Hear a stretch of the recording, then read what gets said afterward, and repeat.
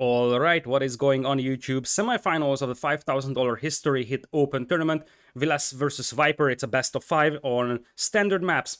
Viper is gonna have... Let me open up the list of home maps real quick over here. So Viper's home maps are Arena and Synodes.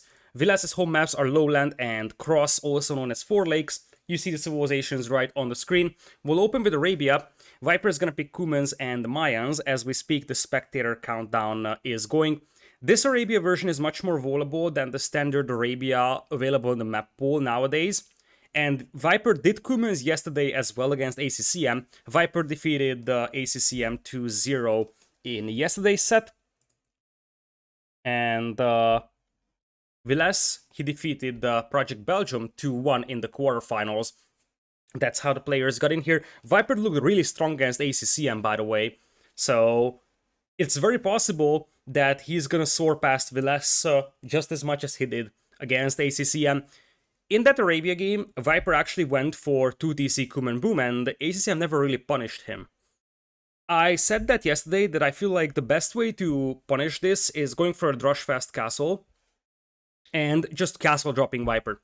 I don't think that a Mangonel push is sufficient, because what Viper did was just have 2TC Boom, he's still gonna turtle it out until he gets to Castle Age, and he's gonna have such a good eco to pop out like 10 Knights, push your opponent back, and then he will just drop 3 more TCs and he's gonna have a 5-6 TC Boom. Viper had an insane build, he had like 115 wills after 25 minutes of game time. One of the best Kuman Booms I've seen was in that game, so that was an extremely good build from Viper, and he's gonna use Kumans over here as well. The good thing about Kumans for Viper to pick here is that he doesn't need to pick it early. Like, if you look at Vilas, his Arabia civilizations, Arabian, Synodes, Mayans, Chinese, they're early picks. Whereas for Viper, he can afford to pick his Arabia civilization much later, the Kumans, because it's not such a highly coveted civilization. We'll need to change this to best of 5, so hold on for a moment. As I welcome you to game number 1 in History Hit the Open Semifinals. On the right side is Viper in yellow Kumans. To the left is Vilas as blue Mayans. Let's take a quick look at the maps, shall we? So, looking at Vilas's map, as I said, it's a relatively vulnerable script in general. Beautiful back gold for Vilas here. He has a back wood line, although it depends on where he exactly is walling his base. His stone is not amazing, which is a bit of a disadvantage. It's quite open over here. But aside from that, it's a relatively easily vulnerable map, easy deer push, and in general, well-defendable base. For Viper, things are a little bit more interesting here. He's got back berries, which is very nice, but his gold is very much on the front. His stone is not amazing either. And while the map is definitely vulnerable, I struggle to see where the second TC could come up where it would be very efficient.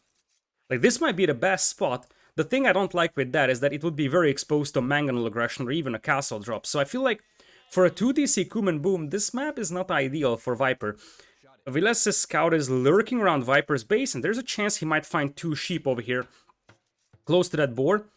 Viper is also sending his own scout forward. Vilas is missing on 2 sheep, and it looks like Vilas will miss out on those sheep over there. Looks at the wood line of Viper, and let's see if he bumps into these sheep. Nope. Vilas is very unlucky with the scouting over here. Had he gone a little further to the right side, he would have gotten 4 sheep out there. So, looks like he won't be able to take any herdables from the Viper just yet.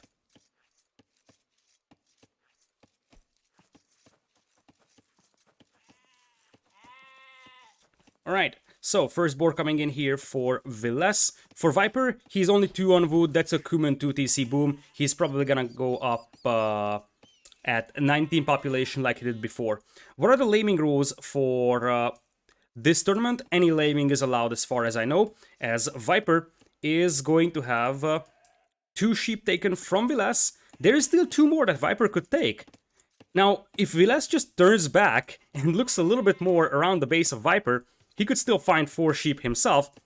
But currently, Vilas is down 2, and there is a chance for 2 more to be taken from him. Oh boy. Vilas is gonna be in trouble here, because that's -4 sheep for him.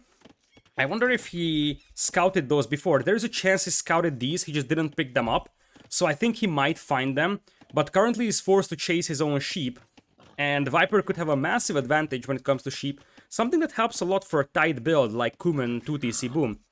Viper with 4 extra sheep would mean that he has to add farms later, and that's actually very nice for your Kuman Boom. He's gonna wall off this side over here, obvious walls over there for him. And as things stand, Viles might need to give up on getting those sheep back, and he needs to push in there.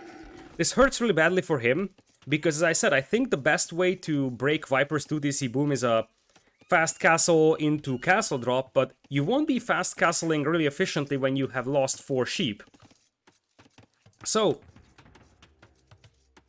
barracks coming in here. For Viles, it's an interesting position for this barracks. As you see, Viles has gotten loom already, so he could have gone all the way out here. Because this barracks doesn't really help walling your base, and it would be much better used over here, I believe. First deer is in for Viles. The thing here for Viles is that he was very unlucky with the forward eagle. He didn't find a single sheep. As I said, if he got a little luckier, he could have taken 4 from Viper over here. Now Viper is going to be really happy about this one. Look at the amount of sheep he has. He still has 5 sheep, and 2 more are coming in. So, massive amount of food available for Viper here. And now that he's just chilling here, he can even push in 1 or 2 deers. Viper is going to love life here. That is for sure. Viles is preparing a drush. But, I mean, by the time this arrives, I feel like Viper is going to be safe enough. Now, one of the things that Viles could achieve with this drush is delay the villagers moving to the wood line. Because if he can successfully do that, then he can potentially delay the second TC, and it looks like Viper is gonna mix things up here. In the set against ACCM, he went for a super greedy 2TC Boom. Didn't make a barracks, didn't make a stable. Things will change here, because it looks like Viper is adding a barracks. So, there's a chance Viper won't play 2TCs immediately. Instead, he's going up at 22 pop, which is a Man-at-Arms timing.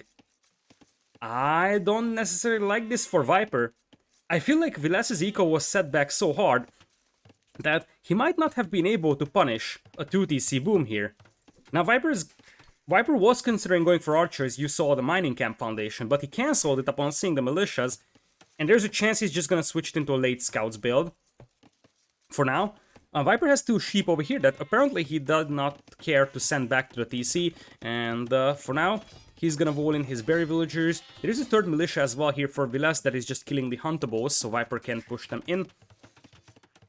As for Viles, he started walling himself over here. He didn't wall all the way out to these wood lines, instead decided to send in a couple of villagers to take the hunt. And oh boy, militias are in, so Viper had to evacuate 1 villager from those berries. Not the end of the world for him, but it definitely sets him back, and as things stand, this wants to be a drush fast castle by Viles. It's gonna be really hard to pull that one off, because he's down 4 sheep, but at this point this drush is definitely doing damage to the Viper, who is just now reaching feudal. In the end, he decided to go for 3 villas on gold, despite the presence of the militias, so there is gonna be an archer range coming up for him. Indeed, he's gonna play archers. His villagers are also a little stuck on this wood line, so Viper, I said a couple of moments ago that he's gonna love life. I am not so confident about this one anymore. Luckily for him, he's got a lot of sheep. And stealing those sheep for Viper is a saving grace right now, because if he didn't stole, or had he not stolen those sheep, he would be out of food by now and he would be in the need of making farms. So the only reason why he is in such a good position still is because he's got a lot of extra sheep. And correct me if I'm wrong, but the Kuman discount on the archer ranges, was it nerfed or not? I remember that back when we played Empire Wars Duo 2, Kumans were very popular because they had a massive discount on their production buildings. But that was apparently, or at least a lot of people considered it to be broken, as it seems like Viles's ego gets trapped in here. He's trying to snipe the villager, but that's not gonna happen, and Viles is gonna lose his ego. So it wasn't nerfed. That explains why Viper is using double ranges now. He can easily afford 2 ranges. Each of these costs 75 wood, which is a very nice discount over here. The only problem for Viper is that he won't be able to afford consistently making archers because he doesn't have the gold mining to produce archers on both. So Yeah, it's nice to have two ranges, but you see, at least one of them is idle consistently, so... In the long run, this is gonna be nice for Viper, but he needs a lot more villagers on gold for this one. The other problem that he's gonna be facing is that Vilas is, you know, Mayans, and you don't necessarily want to play archers against Mayans. Viper's woodline is open here, and there's only one archer to kill the militias with. So I feel like, even though Vilas is gonna lose the militias, Viper is gonna lose a villager here. That's actually good value for Vilas. Viper tried to trap those militias in there, but that failed. So I feel like, despite the fact that Vilas lost his eco here, this Drush has done a lot of damage to Viper. Both players still with very high eco efficiency, but Viper couldn't really access his berries for some time. He had some idle time on the lumberjacks, lost a villager, so wasn't ideal by any means. Vilas looks like he's actually going for a crossbowman Drush fast castle, so he won't go for an eagle play against the archers of the opponent, as he's gonna click up right now. Considering that he lost 4 sheep, this is not really a bad castle age timing, as on the way he is. Meanwhile, Militia still taking the fight against the villagers, but he finally gets cleaned up. So now, I feel like if Vilas is going for archers, this will be the time for Viper to consider a second TC. Like, he's very low on wood, but if he just stops making archers, then he could potentially afford a second TC on the gold, and Vilas wouldn't be able to do much to pressure that. That's something I can... think about right now. He is doing a nice job denying this wood line over here, so Vilas had to send his villagers to this wood line. That's the only wood line he has right now. Second range on the way. The home maps are Cross and Lowland for Vilas, and Viper is picking Arena and Synotis. So double range archers coming in here for Vilas. The good news for Viper is that he's got a pretty decent mass of archers himself. And if he just makes a couple of skirmishers, he can bridge through the gap between Feudal Age and Castle Age. And if you look at Viper's resources, he's not very far out. So I would say for Viper, just use the higher HP Kuman Vows. These are all 333 HP as opposed to 250 for the Mayans. Use the Vows, click up to Castle Age as soon as possible and try to preserve your numbers. And that could work very nicely for Viper over here. So... almost up for Vilas. He's gonna have 6 archers, Viper has 11. Obviously, once it's crossbows for Vilas, that's gonna be much harder for Viper to deal with. Looks like 4 of them is moving to the left. Remember that Vilas had a pretty decent scouting at the beginning on Viper's base. So he knows exactly there's a wood line here, there's a wood line here, and I can bet you that he's either going for this wood line or the gold mine here. The gold mine by far is the most exposed. For Viper, by the way. But the wood line might be easier to hit. Now, Viper has a lot of low HP villagers on this gold mine, so he's gotta be very careful. Here's a scout, Vilas is gonna take some shots. Viper casually juking them as if nothing happened, as Crossbowman and Botkin are now in. Second TC on the way for Vilas, that's a beautiful TC to protect the gold mine with. And for now, Viper is just gonna keep his army on the right to preserve his numbers before the crossbow upgrade, but this is where things are getting a little bit problematic for Viper. Because he either preserves that army, or he is going to save his eco. Because if he saves that army, he's gonna have to abandon this wood line, potentially abandon this wood line as well if the other group of crossbows go there. And Viper might need to fight this before he wants to. You see, Viper didn't even have fletching. And now Vilas is coming in to deny wood lines. Second TC will be on the way, and one thing I wanted to highlight is that you don't want to play Archer Wars against Mayans. Like, Kumans won't even have Arbalest available to scale this up with, neither Bracer. Obviously, it's a long-term thing, but the key thing right now is that Mayans still get the massive discount on their archers, whereas Kumans don't get anything archer-specific. As a bonus, Vilas not patrolling his army means that he's running into Viper's archers. It's very, very careless of him, and Viper cleans up 4 crossbows with very small difficulties. So far, Viper's got some inefficiency because of those crossbows lurking around, but it's an 8-to-1 KD as things stand. He did lose 1 villager, and that's basically it so far. More crossbows are on the way. Vilas is only on double range as Viper as well, but Vilas is already on 2 TCs. Viper always has the second TC up before Castle Age. That's the advantage of Kumans here. You can start making that TC before clicking up.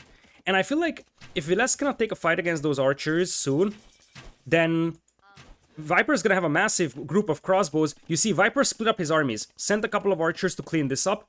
The rest goes forward, and Viper sent a forward villager for a forward siege workshop, but that got intercepted. And now Viper is just trying to save his army before crossbowmen would come in. Vilas looking to sandwich that army in between two of his own battle groups. Meanwhile, defensive siege workshop on the way for Vilas, and Viper's crossbows are just chilling. Are they on stand ground or what? 4 crossbows got picked off so easily over there. Looking at the upgrades, Vilas doesn't have armor. Viper, neither does he have armor. Vilas lost a couple of his crossbows down south, so the KD still favors Viper. But archer numbers are evening out. And as I said, this is a situation where Vilas wants to be in. Crossbow wars, Mayans versus Cumans, that's Mayans all over the place, despite the fact that Viper's micro has been exceptional here, and Vilas might need to retreat and regroup a little bit, potentially grab ballistics, something that he's not doing. Viper is adding TC number 3, no ballistics for him either.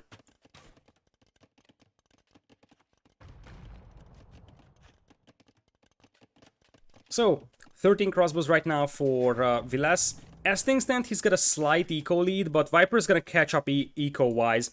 The big thing here for Vilas is just not to die through crossbows, to be honest, because in the long run, he's getting a massive discount on his crossbows, and usually what Mayans do in this scenario is just keep adding crossbows, and at some point, they will be able to click up to Imperial, probably earlier than their opponents. Mayans are one of the civilizations that can click up to the Imperial the earliest, and oh boy, this could be massive.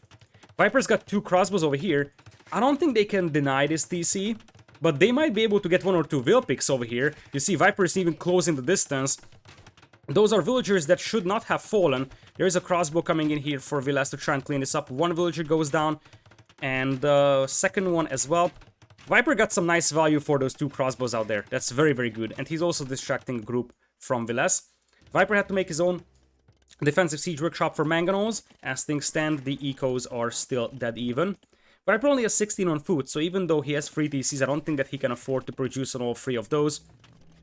And as for Vilas, he also has 16 on food, so same thing stands for him. But one of the things I like about Vilas's TCs a little bit more than Viper's ones is that Vilas is expanding towards the secondary golds a lot more. So you see, Viper's 3 TCs are all centered in the middle of his base, and he currently has no protection on those secondary gold mines. For example, Viper for ballistics. Vilas, on the other hand, is thinking about plumed archers. He's sending villagers out for stone. So, looks like Vilas doesn't want to play with ballistics, and it's a little risky to do this, because once Viper has ballistics, I feel like he could just try to out-micro you. Looks like Vilas might be able to hit that stone mine and pick off a couple of villagers.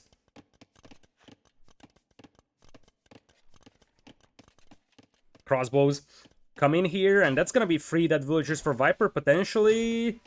Maybe? Maybe? This is why lack of ballistics also hurts for Vilas. It's not only for the fighting, it's also for picking off escaping villagers. If Vilas had the ballistics here, it would be a much better fight. Now Viper is pushing up with crossbows. Vilas is outnumbered back at home, but I think he wants to do mangonel defense and then simultaneously push into Viper's base. Viper coming in with ballistics. He's gonna try to defend with the mangonel himself. Let's see what Vilas can accomplish over here, because Viper is coming in towards Vilas's TC. Vilas could take a shot on the crossbows, misses the target on the other hand. Other side, crossbows diving deep into Viper's base, and Viper's gonna have to abandon a lot of farms here to save his villagers. There is gonna be a second mangonel on the way for Vilas. Viper is looking for a 1-for-1 trade over here, but he's getting an even better one. That's a 1-for-0 for Viper over there. Massive win, because now he's got a chance to pressure those farms. A mangonel is almost ready for Vilas here though. Viper 1 villager ahead, but that could soon increase because he's getting close. Viper eats a big mangonel shot on his crossbows. Mangonel repairs coming in, as Vilas is actually gonna be unable to kill that mangonel. Vilas is gonna start losing a lot of villagers there. Meanwhile, this mangonel micro also didn't go really well for Vilas. Loses the mangonel over here, and he's gonna lose his entire army as well. Oh boy, I think Vilas is in trouble. Vilas seems to be in serious trouble. His crossbow numbers are still there, and he's gonna have a nice group of crossbows over here. If he had ballistics, he would kill 15 villagers here. Without ballistics, it might be just like 5.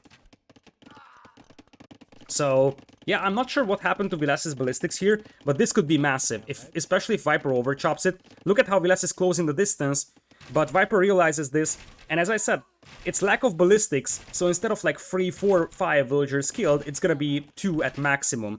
Crossbows for Viper now eating a big mangonel shot. It ends up being a 1-for-1 mangonel trade.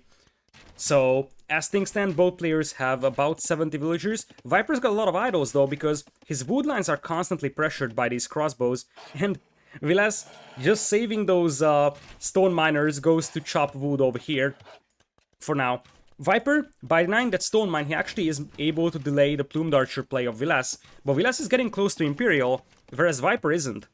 And that's not something that should be overlooked. Some crossbows are coming in as well for Vilas from the left as well. And for now, he just wants to sort of play this wood control game. He's not patrolling his army again, because he was trying to crawl up on that wood line. Viper's gonna clean this up eventually. It would help immensely for Vilas to have ballistics right now. Nonetheless, he's gonna lose a couple of villagers over here, and now he's behind by 10. But he's about to click into Imperial. I think he's in fact idling TCs. Nope, he's not idling TCs. So he's just waiting for Imperial here. Right now it is 16 versus 18 crossbows. The thing that's scary for Vilas here though is that now he's behind by 16 vills. The good news is that Viper is gonna have to make a tech switch here. So Vilas still has some time to sort of just snowball the game with Arbalest. He's about to click up to Imperial. Now University. He's missing the second building. Thank you so much for the Prime sub to Blue. Welcome back for 3 months. I appreciate it. Big mangonel shot over here for Viper. But Vilas will finally be able to clean this up. And this is the moment where Viper is going to have to switch into something. But what is that something going to be? He's adding 2 more TCs, I think. At this point, he just wants to boom. And wants to go for heavy cavalry in the end.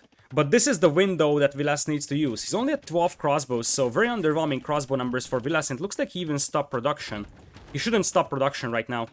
He should just keep going with the crossbows, get to Arbalest, and castle drop Viper. That would be the game, I think. A castle around this area would be massive, because it would potentially deny 2 secondary golds, and maybe even that stone mine. Viper is nowhere close to Imperial, as that's going to be a 1-for-1 mangonel trade as well.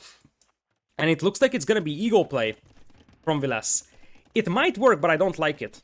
77 villagers for Eagle Warrior is a little too low. But it might work out because Viper is teching into Elite Skirm. I don't like the Elite Skirm play from Viper either, but... Oh, big mangonel shot over here. Viper had a lot of damaged crossbows out there. A nice ground attack, but he's ultimately gonna be unable to destroy that mangonel. So I feel like Vilas could have much easier just gone for like 15-20 more crossbows and have Arbalests out there. Because, like you see, he's teching into Eagles, but he's gonna reach Imperial with like 5 Eagles available. And Viper wants to go cavalry in the long run. That's what I don't like here for Vilas. Viper wants to go cavalry, and he's getting close to that economy. I feel like if Vilas had just 25 arbs, secure a forward position, he would steamroll this, and you see, Viper's already taking into cavalry. This is why the Eagle play is a bad decision, I believe. And indeed, Viper realized that Vilas started making crossbows here. Viper may have even seen the second barracks. Nope. Actually, he does. He sees the second barracks. He knows exactly it's an Eagle switch. And that's the other reason, like, this is what I don't like about the Eagle switch. Vilas is up to Imperial, and he's not gonna have any kind of power spike right now because he's got 3 Eagle Warriors with +2 defense. Imagine if he added 3 more ranges. He would have 25-30 arbs right now. With this much stone, 30 orbs, castle drop here, and you go plumed archers. And humans struggle really badly against plumed archers, especially if they're accompanied by halberdiers. I feel like Vilas is making the only unit that Viper can easily counter, pretty much here. That's a bad decision, and you see, Viper, this was his whole game plan when he added 2 more TCs. He didn't have the army to fight Vilas in Imperial. He was like, okay, if Vilas is not pressuring me, I'm just gonna add 2 more TCs. And I'm just gonna go full heavy cavalry. Now keep in mind that Viper is still Castle Age. Which means that if he just goes Knights, those will still be eaten by Eagles. Especially if the Eagles have Eldorado. Viper behind this one picking up relics. And Viper bought himself a defensive castle. This is a very expensive castle for Viper here, but he knows exactly he can't lose this position. Here are the elite eagles, and as I said, the only reason why this might work out for Vilas is because Viper is still Castle Age. And that actually is a massive factor right now. Here come the eagles. Looks like Vilas is just gonna try to keep raiding, and I struggle to see how Viper could clean this up with only knights. The knights have bloodlines +1/+1. That's not gonna crack it against eagles with +4 defense and soon the attack upgrades. And once this castle goes up, Vilas might think about Eldorado, although that's a very, very expensive upgrade. So that's gonna be pretty hard to grab.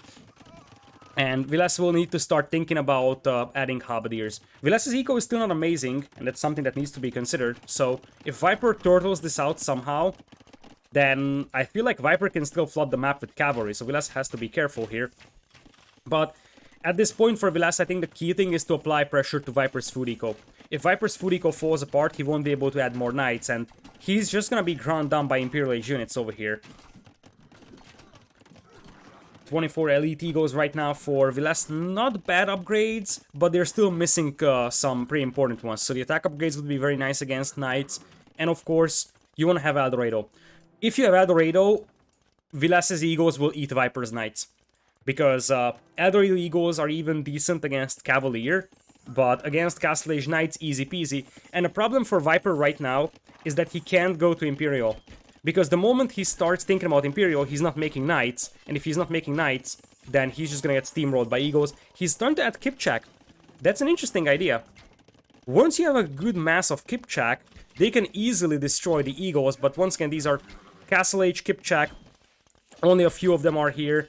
As Viper launches a counterattack with the knights, Vilas is ready to meet it on the battlefield. Still missing a lot of crucial upgrades. But look at this. Or the eagles are coming out from a barracks down south over here. Castle in this position as well. And now it's 40 eagles. And I think this is the moment where Eldorado is about to come in for Vilas. Because he's piling up a lot of resources. Indeed, there's Eldorado. That's going to give you 40 extra HP on those eagles. Making them one of the best eagles in the game. I don't remember which is actually better, Eldorado or Garland Wars eagle. But in case, or in terms of survivability, Eldorado eagles are much better. And the good news here for Vilas is that he could just add a couple more barracks. So he already has the infantry upgrades, so he could just start taking into Halberdier to slow down these night raids over here. That's a lot of eagles coming in on the right side. Viper's got Kipchak, but at this point, I think Vilas is just aware of the fact that he needs to run in and kill Vils. Ignore the Kipchak, send in the eagles here, kill the villagers of Viper, and Viper's eco is gonna fall apart. Viper actually does a nice counter raid here, and Vilas needs to address that, otherwise he's gonna lose significant numbers of villagers as well. But you see that. Oh, beautiful sandwich here by Vilas. He came in from two directions trying to surround those Kipchak. And Viper is trying his best, and he's on the way to Imperial, but I feel like at this point, Viper's eco is going to get destroyed by the time he gets to Imperial. So, you see, these gold mines are also pretty exposed. Kipchak numbers are steadily increasing for Viper, but he needs to keep sending in knights against now Eldorado eagles that are just missing Blast Furnace. And both players have pretty low eco efficiencies right now. Viper once again with a counter raid, the castle should have no trouble dealing with that. And I think the only ingredient missing right now for Vilas might be a couple of Halberdiers. Halberdiers still die to Kipchak here, but Halberdiers would help against the knights quite immensely. Viper is actually denying that gold mine, love it. That's a very good move to deny that neutral gold mine. Currently Viper is on 2 relics and Vilas is only on, well, 0. But Viper on the other hand, has got 41 on the gold, holy smokes. He's swarming that gold mine. And if he gets to Imperial, he can actually afford Cavalier. And maybe with the support of Kipchak, Cavalier might be able to do this. I still think that Viper is on a timer, just because Vilas has a lot more map control. And Vilas' army is still scarier, I believe. But Viper is holding on for the time being.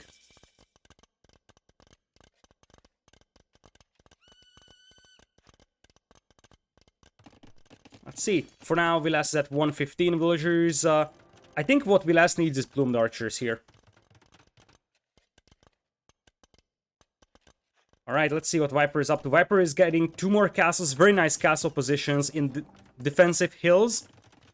That's almost an hour never for Vilas, because I feel like if Viper gets to Cavalier, while Eldorado Eagles still perform well against Cavalier, it's not gonna be sustainable well, and once we are running out of gold, trash units will be better for Kumans. They can just spam Hussar all day, all night. Let's see, Vilas is willing to take a fight over here, takes down the majority of those knights, Cavalier on the way for Viper. Kip check numbers are rapidly increasing though, and Kip check actually perform pretty well against Eagles because they fire multiple projectiles, so they're not as bad as other archers or cav archers are. Vilas making traps right now. His win condition is also to just destroy the castles, because if he destroys the castles, Viper is not going to be able to make Kip check, and then the Halberdier will pretty much destroy everything that Viper has. There's still a sneaky barracks here for Vilas that's making pikemen, as he has now gotten control over that gold mine. Still no relics for Vilas though, and that's starting to become urgent for him to pick it up. Viper is still struggling for resources. That's the only positive here for Vilas, because I feel like his army is getting weaker and weaker as we speak compared to Viper's army. But he's still able to apply a lot of pressure to Viper. So Viper's eco-efficiency 52% as opposed to 76% of Vilas speaks for itself, I believe. Still, Viper's got the villager numbers advantage, but now there is no meat shield in front of a Kip check, and Viper's trying his best to micro away from the Eagles. But the moment you micro away, Vilas will just start killing your villagers with the Eagles. That's the problem Viper is facing. Kip check are a hit and run unit, but you can't really run away here, because Vilas is just gonna overrun your eco. Viper's gonna try launching a counterattack here with some light cav, pretty decent upgrades, but missing Kassar. That's just now coming in, and missing the attack upgrades as well. Eagles taking a fight against the Kip check here. It's easier for Vilas to replenish the Eagles than it is for Viper to replenish the Hussar, and look at this. I love this move from Vilas. He's moving in with 4 traps. He didn't send in 1 trap and tell Viper, hey, I'm going to trap that castle down. He's waiting until he has 4, because it's almost impossible to repair against 4 traps. That's a very, very nice game sense for Vilas. He knows exactly that if he just sends in 1 trap, Viper is gonna have the time to react to that, maybe snipe the trap, and that's it. But if he sends in 4 traps and he's a 5th one, he can easily take down a castle, and those castles are needed for Viper, because without Kip check, he won't be able to beat Vilas here. Halberdiers will just wreck the cavalry of Viper. Vilas is still at 34 Eagles. He's out of gold though. He's making a defensive castle on this neutral gold mine right now, as there's gonna be 6 traps coming in to take that castle down. I don't know if Viper can stop the blob of traps. And if the castles go down, as I said, wide open left side for Vilas here as well, or Viper, excuse me. So if this left side is open, these gold mines will be raidable, and those are the only gold mines available for Viper. Look at Vilas setting up the traps up on the hill as well. That castle is just gonna evaporate in 2 volleys. That's ridiculous. Look at this. Goodbye, castle. 2 volleys, and Viper is trying his best to snap traps, but this is why I said it's such a good idea from Vilas to send in the traps in one big group. And he's just absolutely evaporating the buildings. Viper with elite Kip check now coming in. Vilas is gonna start picking up the relics. But now Viper is down to 2 castles. And the bigger deal is that his gold mines on the left are wide open. I feel like this would be the moment for Vilas to start making plumed archers, and he is going for it. Viper with 38 army against 77. I feel like now the numbers are heavily in the favor of Vilas.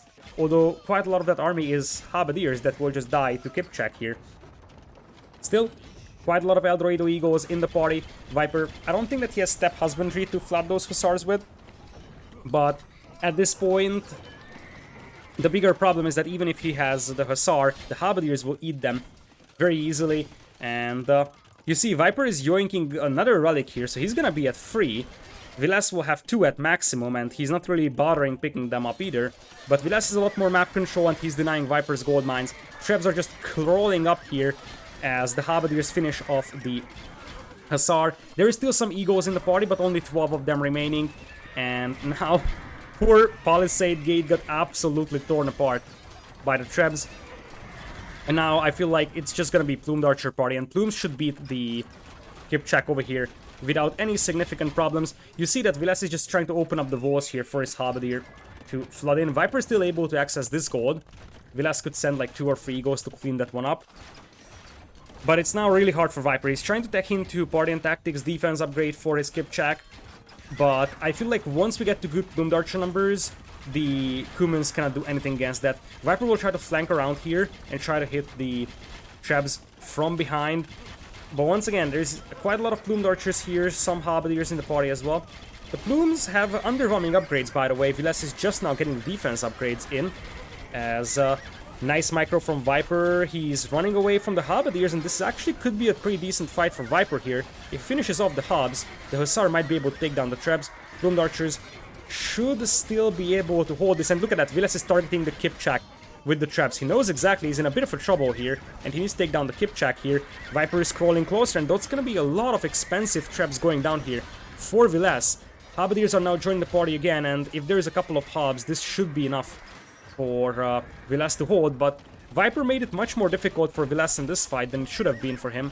Still, lacking a lot of defense upgrades for those Plumed Archers is Viles. Once he gets those in, it's going to be really hard for Viper to fight this, but until then, Viper might have a chance to try and snipe these Trebs, and he just wants to drag this game out as long as possible. The longer the game, the better it is for Viper, because his trash unit composition is better, and he's sitting on 3 relics as opposed to just 1 from the opponent. So, as things stand, Halberdiers are increasing in numbers, Plumed Archers as well, but still missing a lot of defense upgrades. And Viles is starting to run out of gold. That's something that needs to be considered. That he is slowly running out of gold here. In fact, he's pretty much out of gold. That's all the gold he has. That's like 600 gold left. As Viper actually managed to snipe 2 Trebs. One of them is very heavily damaged over here. Looks like Viles will find the stone mining operation of Viper over here, who has a castle now up on this hill as well. The Trebs aren't really doing much, and look at that. Viles is about to try and take Viper's gold mine over here. Halberdiers once again diving in. It's actually very, very tilting to see Plumed Archers missing that armor, because that's the reason why Viper can take such good engagements. Now, oh, looks like Viles wants to close this game out. I think he feels the blood in the water that, okay, if we drag this out, there's a chance for Viper to come back. Population is still more convincing for Viles, and he's about to take a hill with the Plumed Archers. Nice micro from Viper, by the way. He's just using those Hussar to drag away the arrow fire of the Plumed Archers, and now he dives in, snipes 1 Treb, snipes 2. That was excellent from Viper. He's gonna lose his Hussar, but he just bought himself an extreme amount of time once again, and the only thing that Viles doesn't have his time here. Still, there is 1 trap to take down TC is down with, and Viles looks like he's gonna commit to that castle. That castle would be massive, and Viper would need to trap it down. Viles knows about this castle on the south, by the way, but he never really bothered to attack it. Keep in mind that as much as Viles is running out of gold, Viper is gonna have Vood issues soon, because he's running out of map control as it is.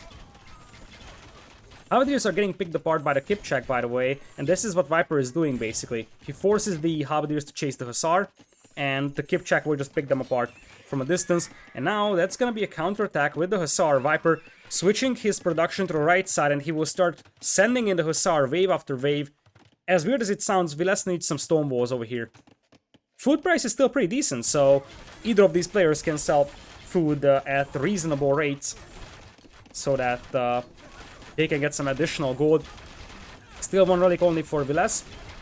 It looks like he's diving in to try and snipe the Treb. That's gonna be successful. Still missing the defense upgrades on those Plumed Archers. It's so weird. The reason why Plumed Archers are so good against Archers is because they have 2 base Pierce Armor, and you would add all the Pierce Armor on top of it, so they're actually pretty resistant to arrow fire. But that doesn't really work that well if you're missing the upgrades. Still 173 population for Viper. 200 for Viles, but that could soon change as Viper arrives with the light cavalry on the north. Let's see how much damage he can cause. There is some Halberdiers here to meet the Hussar on the field. So it doesn't seem like this is gonna do much. Viles is gonna divert a couple of Halberdiers to deal with this. Viles is making multiple siege workshops, and I would very much dislike this one to be a ram push, because Kipchak just melt rams. Another wave of Hussar is coming in. Viper now selling stone for gold. So, Halberdiers managed to clean up the first wave, but the second wave is on the way, as the Kipchak are trying to pick off the reinforcements. Traps from Viles will still take the castle down, though, and this would breach Viper's economy down south here. as Viper is splitting up his Hussar. These guys are gonna get wrecked, so they run into Halberdiers. Easy cleanup over there for Viles. The left side is a little bit more problematic for him. There's quite a lot of Hussar coming into raid, yet still Viles is able to keep his population at 199. He's up to 28 plumed archers, now with +2 defense. And I feel like he just needs to take down the TCs. Because if he takes down the TCs, then Viper's food eco will be exposed, and if Viper loses his food eco, Viper won't be able to make Hussar. So, I think Viles is pretty close to winning this one. He just needs to make sure that Viper can't spam Hussar anymore, because that's Viper's win condition. Viper needs to get Hussar in and raid his way back into the game for a chance in this one. Now, Viper is assembling a big force over here, and he's probably wants to dive in on those Trebs, as looks like Viles, he's going to lose his forward castle here.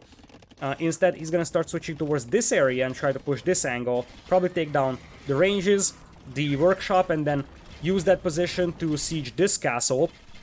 The south is now breached, so Viper is down to 48 farmers. He has to relocate his farming eco to the far right, as things stand.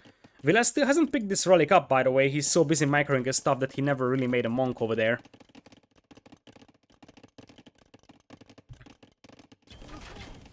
It has been a long time, by the way, since I've seen such a good Arabia game. I just want to highlight that this is one of the best Arabia games I've seen in a long time. Speaking of that, here's Viper, and he's got the army numbers advantage. That's a very expensive army for Viles to lose.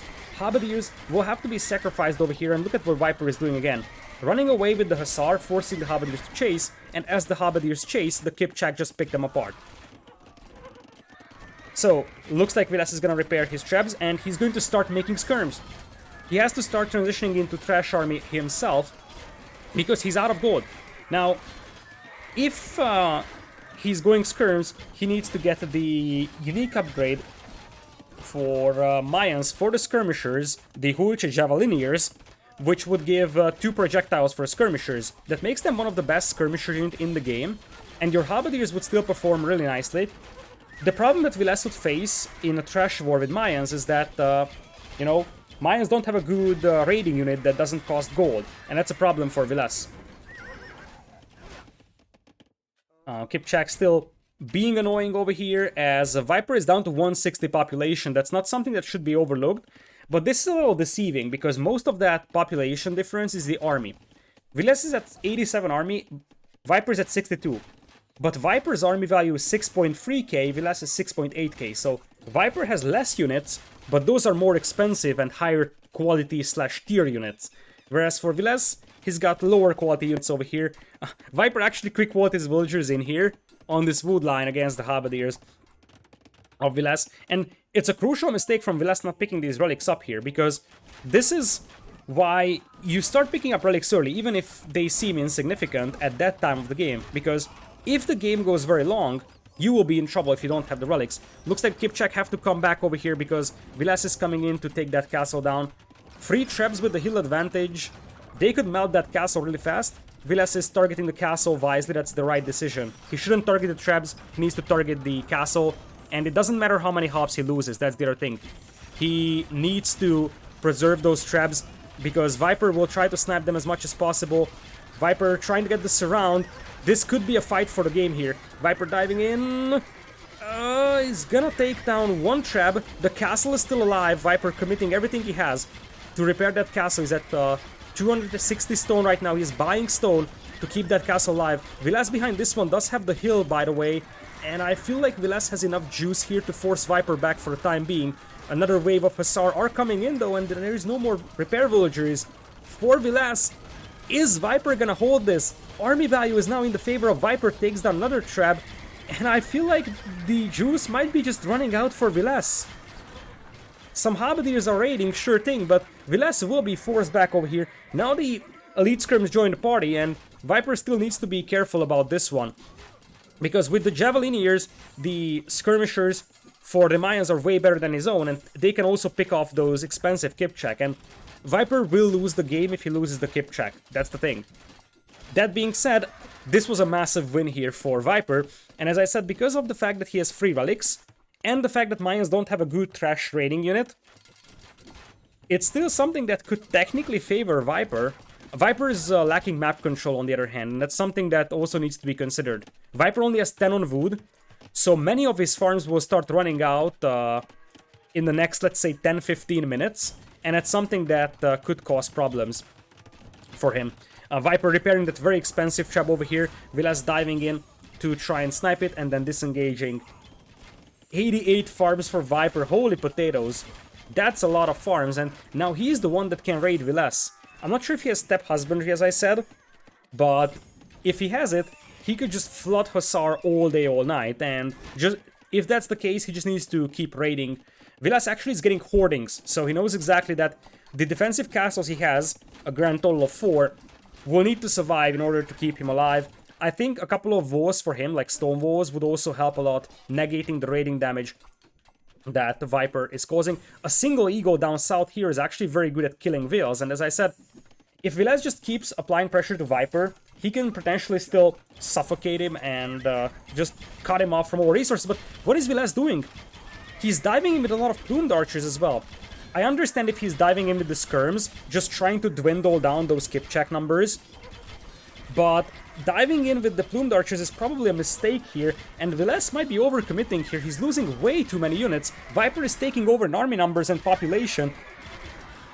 Was this an overcommitment from Vilas? It kind of feels like it was, because he just went in beneath the castle, and now I only count halberdiers and skirms from him. 103 villagers for Trash War. Question mark, question mark. We will see about that one. The problem that Vilas has now is that he just doesn't have mobility. Still, Viper has to be careful with his skip check. He has still 40 of them left, so that's a pretty sizable force. He is supporting his army with skirmishers, some Hussar. But Viper has to be very careful with those skip check. And skip check are pretty fragile, so we only have 65 HP for elite. So you gotta be very careful not to lose those to the skirmishers. Viper with 100 villagers on food. Holy smokes, that's a lot of farming eco.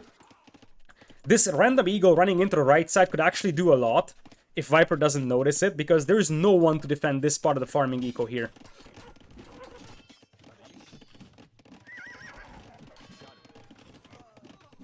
Ooh, Viper is missing Blast Furnace. I just realized that indeed. Chad is right about this one. Viper has been missing Blast Furnace the whole time.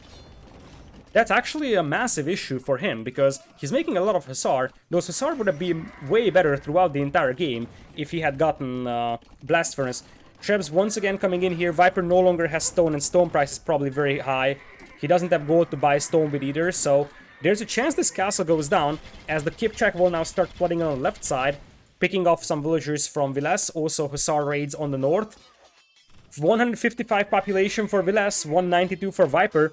Better and better population for the snake over here. Viper also finds that eagle and cleans it up with the Hussar.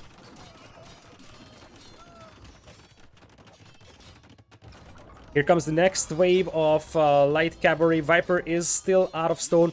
Vilas now has 2 relics. But as I said, it's 150 population. He's got 2,500 wood in the bank, but only 33 on food. That's just insufficient for this trash war over here. As Viper is coming in, I think if he snipes the traps, he's gonna win the game.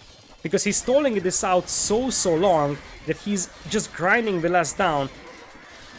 It would be an insane comeback from Viper, and we could channel this back to the Eagle Switch. Because, was this Eagle Switch worth it? Basically, Vilas used up his Imperial Age advantage to go for Eagles, but he didn't have a large amount of Eagles, so he couldn't carve out a big enough lead from his earlier Imperial, and then Viper is just punishing with the better eco, and as I said, the better preparation for Post-imp, which is gathering relics, placing the defensive castles, and he just has the better post-Imperial civilization once we go into a no-gold situation. Next wave is coming in of the Hussar, and Vilas is just dropping in population very rapidly. Viper's army value is now 7,000, Vilas at 2.8k, and Viper has such a big food income that he can just keep selling that for gold. Herbal medicine! Viper is getting herbal medicine. Now, you could be thinking, what on earth? But if you think about the fact that Viper needs to keep those Kipchak alive, and that herbal medicine was buffed, he could just garrison those Kipchak and heal them up really fast. It's a nice little touch by Viper. I don't even think that herbal medicine is very expensive, right?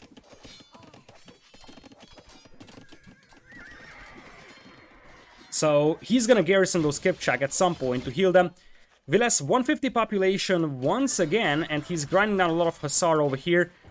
Here comes some Halberdiers for some raiding. Viper is still very, very low on food, and it's something that needs to be considered, but I think now Viper actually has the lead.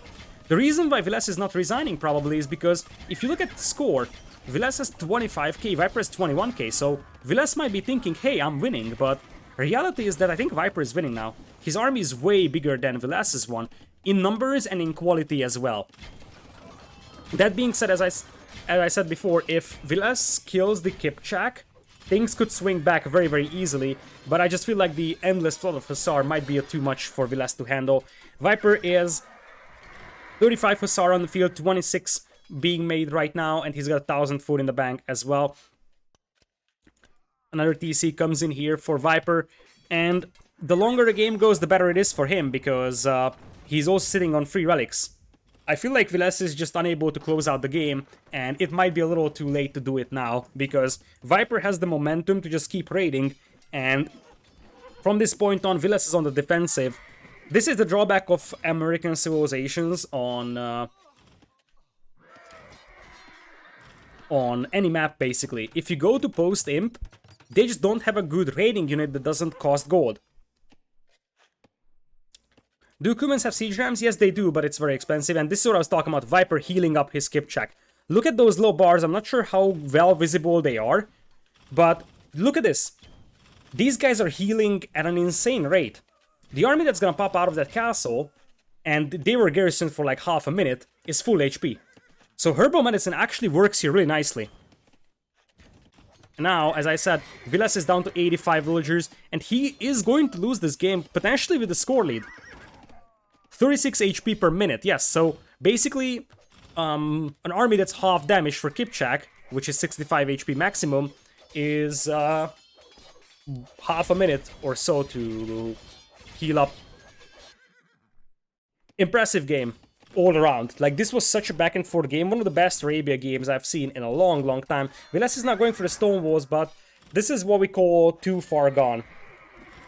If you look at this, now we're looking at steady 140 population for Vilas, 80 villagers. That's just not gonna crack it in a trash war scenario.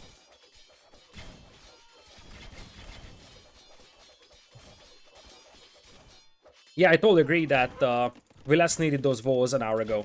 Like, Vilas needed stone walls over here a long, long, long time ago. Because he was in possession of a better army for like straight up fights, but he didn't have anything against the raids, and he just was forced to chase all day, all night. That's the problem, that he's just forced to chase. He's still trying to cling on to his apparent lead, and the reason why he's not GGing, as I said, is because he has the score lead. So Vilas actually believes that he's leading, but the harsh reality is that he's losing really badly. So, like, if this game is like super omega long, there might be a chance. But I feel like at this point, we're just waiting for a Viper to take over with the score, and then Vilas is gonna call it. Oh man, what a game this is! Treb's coming out right now.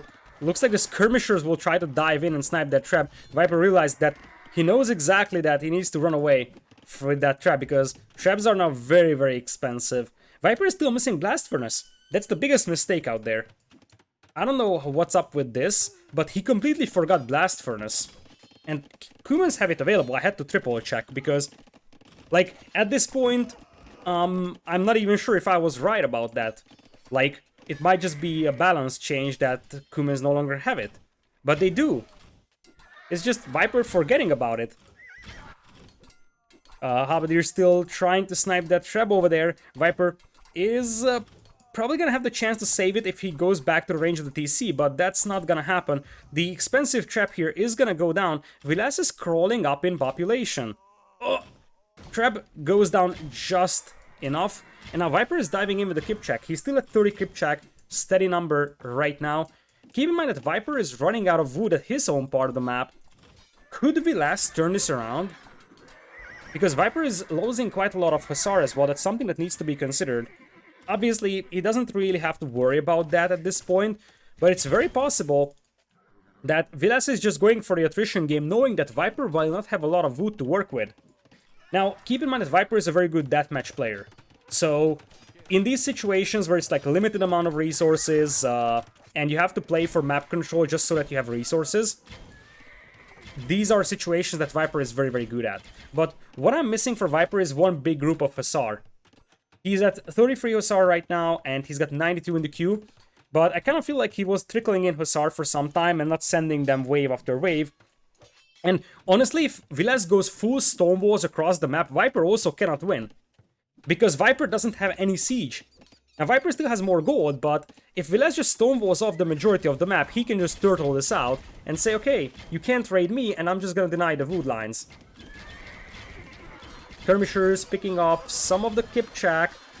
Hussar now diving in. It's actually an okay fight for Vilas. Any fight where he's killing Kipchak is actually a good fight for him. On the left side, stonewalls are coming in. Don't tell me that Vilas is turning this around. 186 population as 179. Like, this game at this pace is starting to look like one of the best games of the year. I don't even remember when I saw this entertaining and this back and forth Arabia game.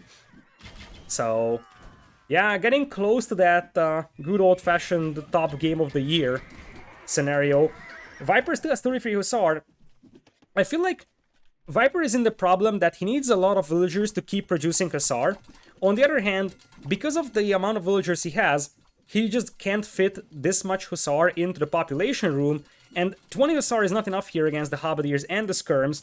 Viper sending in the Hussar once again. They're gonna run into the Halberdiers here. Vilas, he needs to stonewall the other side, just like he did on the left. Skirmishers coming in from behind. Once again, trying to grind down those Kipchak numbers that are at a steady 30 for like 10-15 minutes now. Viper will try to break through those gates, I believe, at this pace. Vilas is out of stone, by the way, for stone walls, but in that case, he needs to start walling with siege workshops, markets, whatever. Step Husbandry just now coming in for Viper for the production speed of those Hussar. Now he could easily afford to have a lot more Hussar in the population space. It's just the lack of production, and he's now overrunning Vilas. Vilas will need to regroup here to have a chance at fighting this. He's just trying to grind down those Kipchak number, but once again, it's just not gonna happen. Viper is still at 28, and Viper's got 3 relics. That is just enough to trickle in the gold he needs to replenish the Kipchak. A couple of Eagles are coming in here for Vilas for raiding. Those Eagles are very expensive on the gold cost now, if you consider that Vilas is very low on gold. He's down to 46 army. Vilas once again back to 165 population.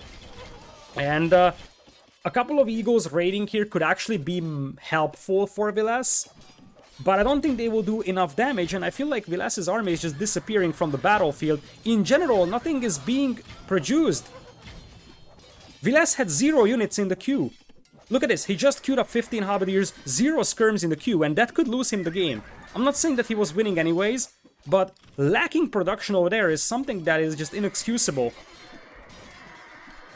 And you see skirmisher production is still missing, and as long as there is no skirms, you can't fight the Kipchak over there. Hussar will now swarm in. There's enough defensive castles, TCs, to deal with this, I believe, but once again, Viper is the one that's, like, forcing the engagements.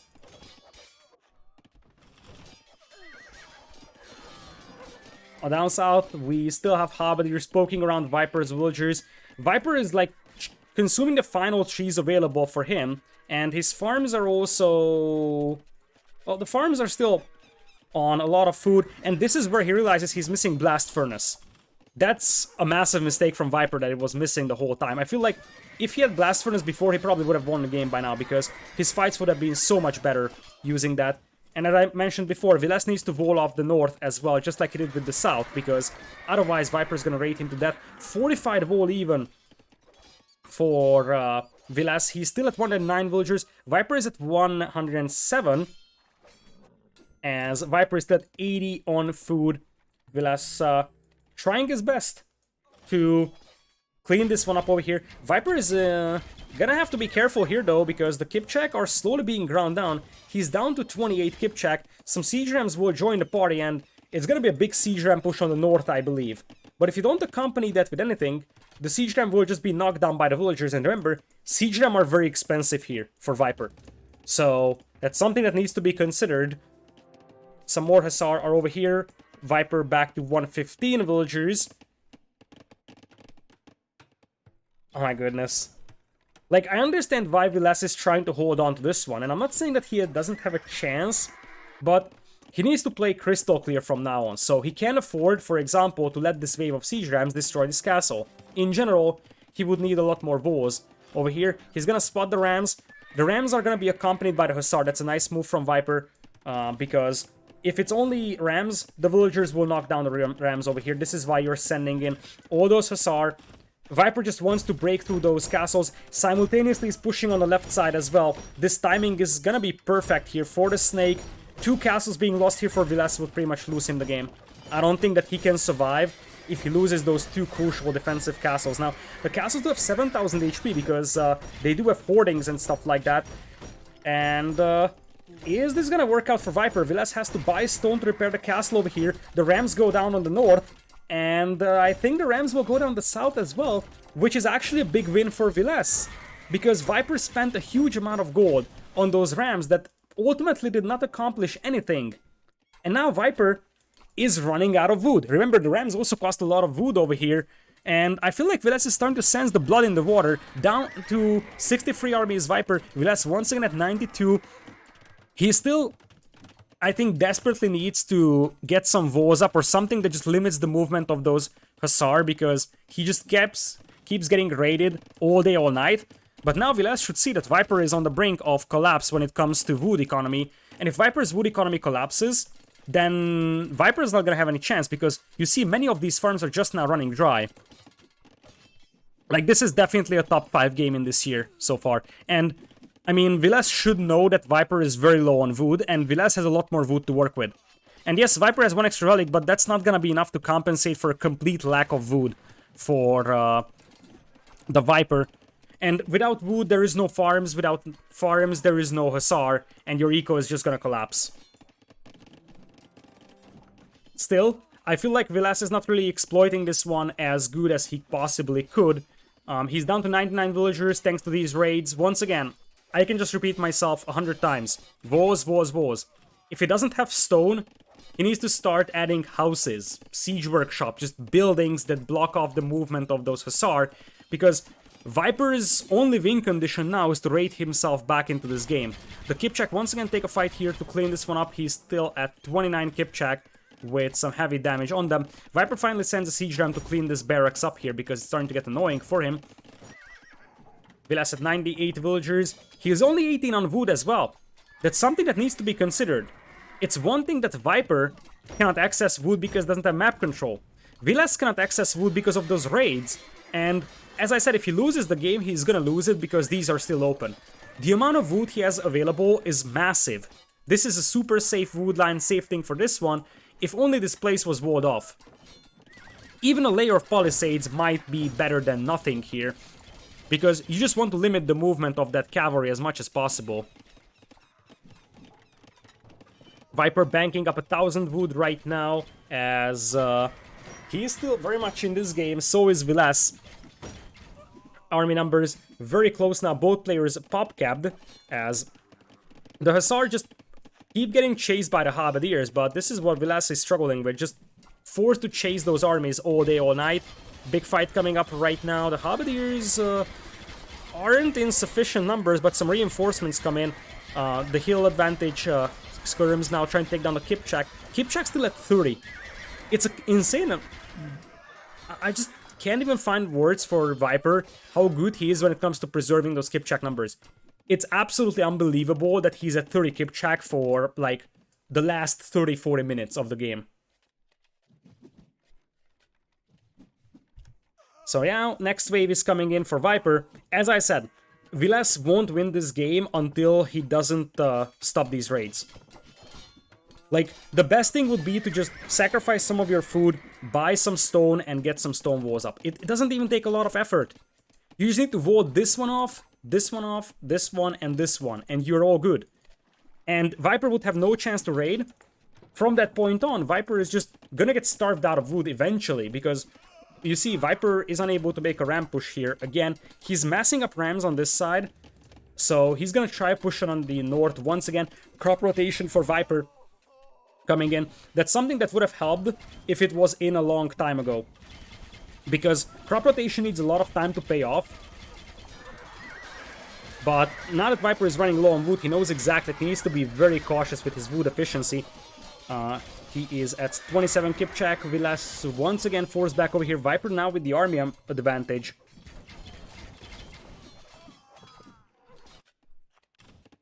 Some Eagles once again pop out. I'm not sure if Eagles is the best way for Vilas to use his gold, I'm not gonna lie. I understand the concept of raiding here, but as I said, I think it's better to just prevent the raids coming from Viper and just use your trash and win the game with that, because you don't have a mobile trash unit. But what if you have a slow army and you just control the map with stone walls? Here comes the big push, and I feel like Vilas won't have enough juice to protect this castle with. You see Viper pulling everything up over there. Siege rams are now coming in. Vilas is gonna lag behind here a little bit. On the other hand, the rams are a little exposed here, and Viper is not protecting them, so Vilas could easily get a couple of hits with the villagers before those rams arrive, and he should beat these rams up before the army arrives here. Yeah, that's exactly what he's doing. Even if he can destroy them, just do as much damage as you can on them, because, like, the Hussar will kill villagers here, but you have to keep that castle alive. There is one ram going down, potentially. Yeah, one of the rams is going down. There is one that's heavily damaged. The army of Vilas is coming in here. Vilas needs to keep this castle alive over here. He's coming in to repair.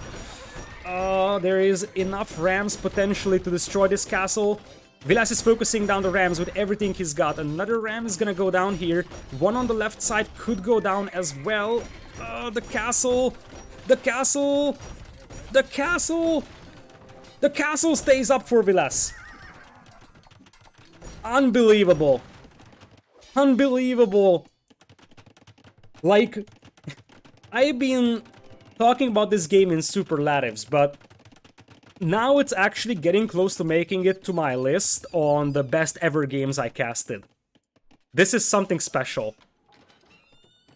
And this is only game number 1 in a best of 5, by the way. Still, I feel like if Vilas just added a layer of walls, he would be able to prevent such moves from a Viper. But Viper is losing a lot of resources on those rams. So, for a Viper who is lacking wood now, well, he's gonna lack wood soon. There's a couple thousand left in this patch of trees. That's it for Viper. For a player that's gonna start lacking wood soon, losing those expensive rams is actually a massive, massive loss. Also worth noting that Viper is dropping in Kipchak numbers. He's now down to 22. And the lower those Kipchak numbers are, the more efficient the Halberdier will become. And you see, Vilas could easily take a couple of shots here on the Kipchak as well. Huge amount of Hussar here for Viper, many of them heavily damaged. But you see, Viper is realizing that he needs a couple of elite skirms himself, because he's running out of Kipchak. But the elite skirms of Cumans here are just way worse than the Mayans ones. No bracer, plus of course Mayans throw 2 javelins as opposed to 1. So, oh, that's a nice move from Viper. Try to surround the skirmishers over here. Army numbers are still dead even. Viper is floating about 1,000 wood, and remember that he's very good when it comes to playing these low resource scenarios. Vilas is actually lower on wood than Viper, so he's mostly chopping trees over here. I like that. I think Vilas needs to chop trees here because these are contested areas, whereas this one is safe for him, so he should save his, or use his safe wood later, and just use the contested wood right now while he can. Viper is still flooding the Hussar out here, both players at pop cap. Vilas is down to 18 skirmishers only, however. He still needs to pick off those Kipchak, otherwise this isn't really gonna work for him. Like you see, now he's flooding Halberdiers on the north, and he knows it's an attrition game now. Skirmishers now getting some shots on the Kipchak, a couple more go down. This is the fight that Vilas wants. Killing Kipchak with the skirms, and he has to manually focus those down. It's so important for him to kill the Kipchak, because if the Kipchak die, the Halberdiers will just eat the Hussar of Viper. Part of the reason why Viper has so much more Wood Bank than Vilas is because Vilas is consuming wood for army, whereas Viper does not. Viper doesn't need to make a lot of wood units, he's making Hussar mainly. He's now adding a couple of skirms, but that's basically it. Down to 21 Kipchak, but the moment he loses a couple, he's still gonna add some more. He still has free relics working for him. Is that gonna be enough to compensate for the complete lack of wood for Viper soon? He's at 17 on wood, but that's basically only this wood line. Can Vilas win with attrition? He's finally doing what should have been done 15 minutes ago. Stone walls, fortified walls to be precise. That should be enough, although the Kipchak are now coming in to get a raid in. And it looks like Vilas will once again be forced to chase. Viper is actually blocking the wall foundation over here. Vilas might lose a lot of villagers on the wood line. Something that he's not realizing until now, I think. Yeah, Vilas is not realizing this. What is he doing? He's probably too focused on chasing down this Hussar on the left side. But he's not realizing that all of his villagers are getting slaughtered by the Kipchak. And this is what Viper wanted to do. Distract Vilas with the Hussar raids, because he knows that Vilas will need to chase with the Halberdiers and slaughter the villagers on the wood line. And remember that if Vilas loses his wood income, he won't be able to replenish his army. Massive amount of losses there for Vilas. There is, however, very little space where Viper can break through now. If Vilas manages to finish the walls here, then he's gonna have an unraidable eco at the back. Oh boy, this game. And this game could come down to Vilas not picking up relics earlier. Because he had map control for a long time when he had the egos, but he never picked up relics. And if he picks up just one extra relic, he would be in such a better position. You see, he's even repairing stone walls over here for the time being. This wall on the right side is once again wide open. But you see, Viper is mixing in more skirms. He's realizing that, okay, Kipchak are running low here in numbers. And Vilas will finally start adding the stone walls over here as well.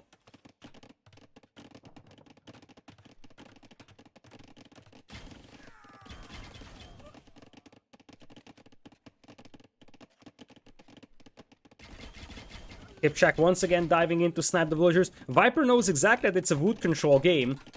So the Kipchak are actually pretty decent when it comes to just sniping down those wood villagers. But this is why Vilas just needs to finish the walls. Because if he finishes the walls, he can just camp his wood lines with skirms and Viper won't be able to do anything. By the way, this is still open, and Vilas did not realize this. There's a massive chance for Viper to push in there. Looks like we are gonna have a scuffle in the middle. Halberdiers diving a little too deep, as Vilas will potentially have to disengage here. Viper, on the other hand, 10 on wood, and he's out of wood. Viper is officially out of wood.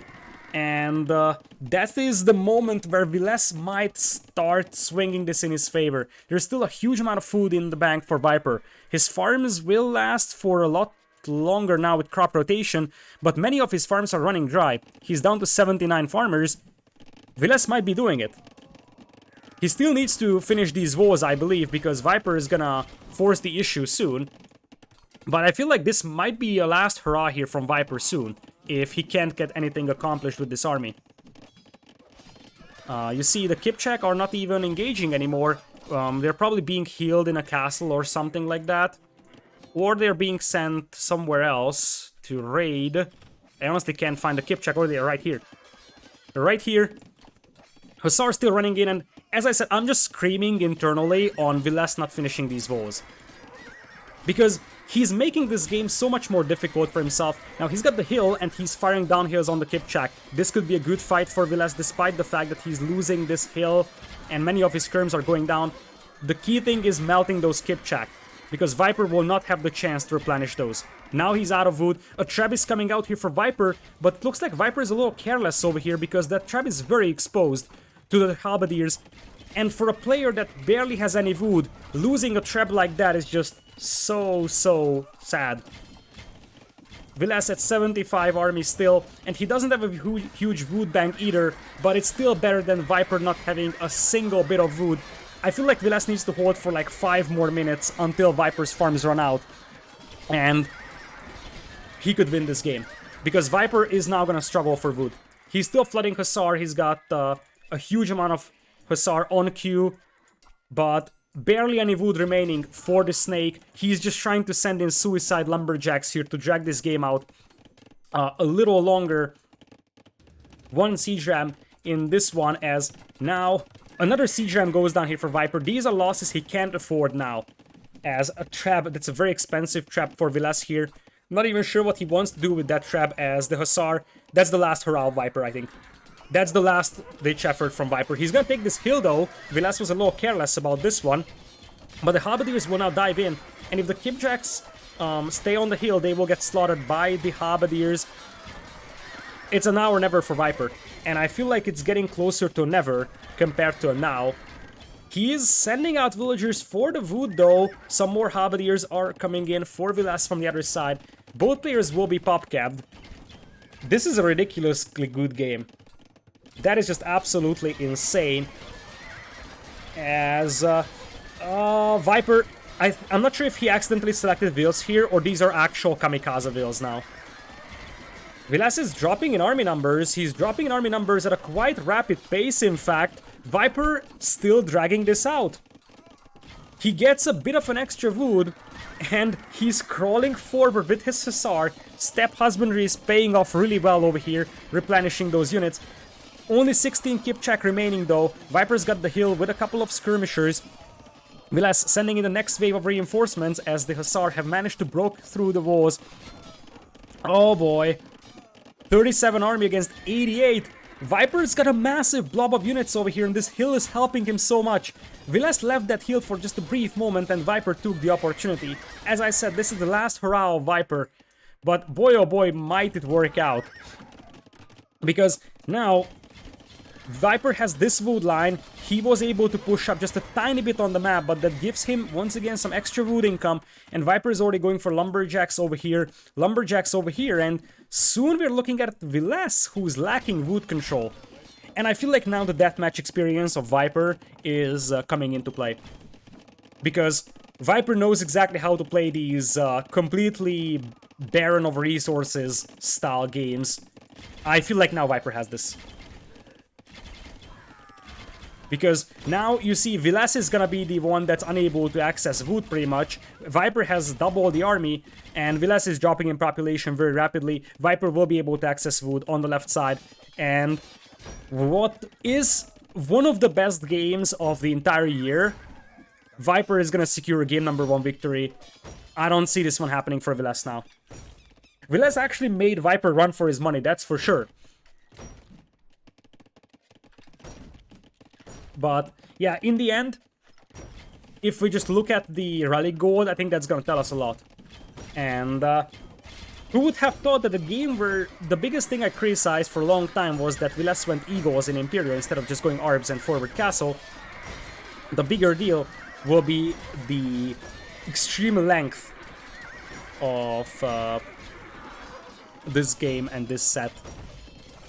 Viper is now breaking through those fortified walls, but as I said, Vilas is now out of wood, and this, in post-Imperial, is not something that you want to see. Buying wood in post-Imperial is a very, very disturbing sight.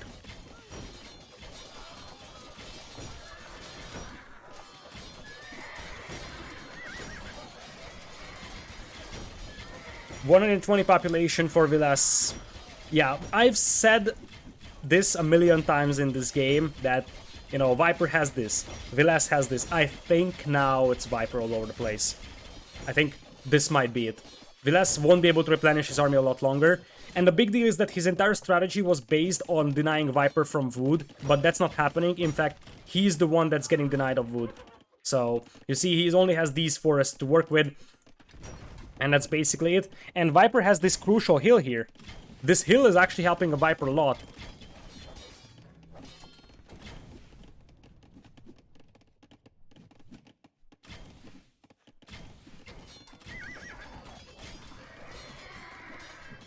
So, as things stand, Hussar are grinding down Vilas' eco. Vilas is back to 150 population, but I just feel like, as I said, his entire strategy was built upon the fact that, you know, he's gonna deny Wood from Viper, and that's not gonna happen anymore. Viper is gonna have enough Wood. In fact, if you look at Viper's Wood bank, even if Viles somehow counterattacks this one and takes back the Wood lines, there is gonna be enough in the bank for Viper to launch a counterattack again.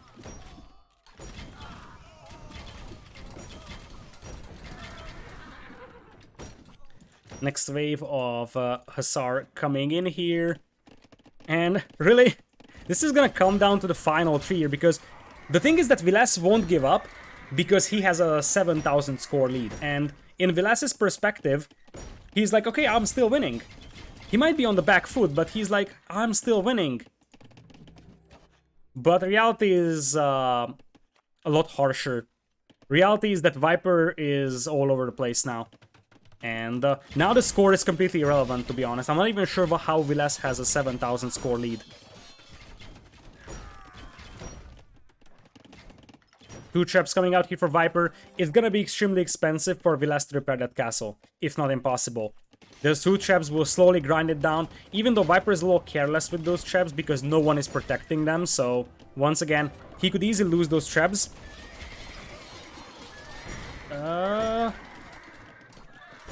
Looks like Viles is counterattacking this. I think at this pace we're fighting to the final 3 now. Viles is buying stone to repair, so he's gonna try to snipe those traps over there. He's somehow still playing this. Yeah, by the way, the KD, just for reference, Viper has killed 2,300 units and lost 2,100 in a single 1v1 game. Just for reference, you know.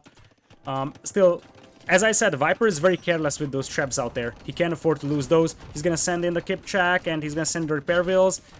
Viper saves those. That's a very nice move from him in the end. And Viles will finally lose that castle on the north. Like, at this point, that castle's only protecting the food eco and the monastery, honestly.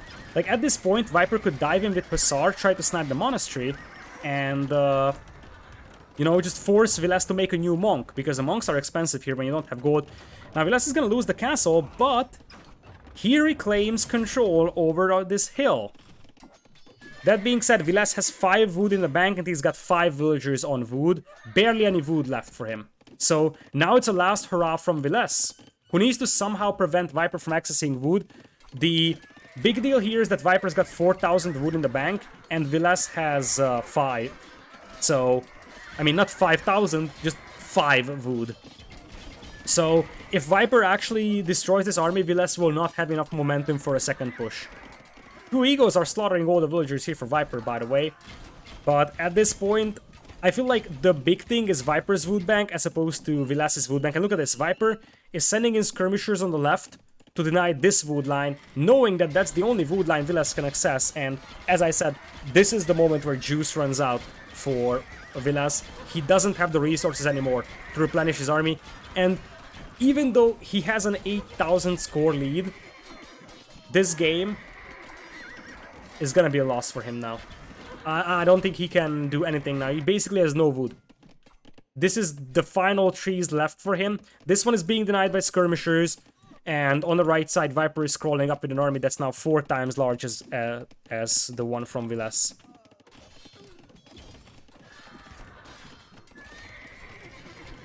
So yeah, like this castle, if this castle falls, same thing, it's just gonna open up the raiding a lot more here. And Viles finally taps out. Good game, well played. Most created units by Viper, 1,561 Hussar. Viles, 1,308 Halberdiers. In a 2 hours, 10-minute long game. Overall, more than 4,500 units died in this battle. Viper killed 506 villagers. What is this time? Look at that. This is the Imperial Age.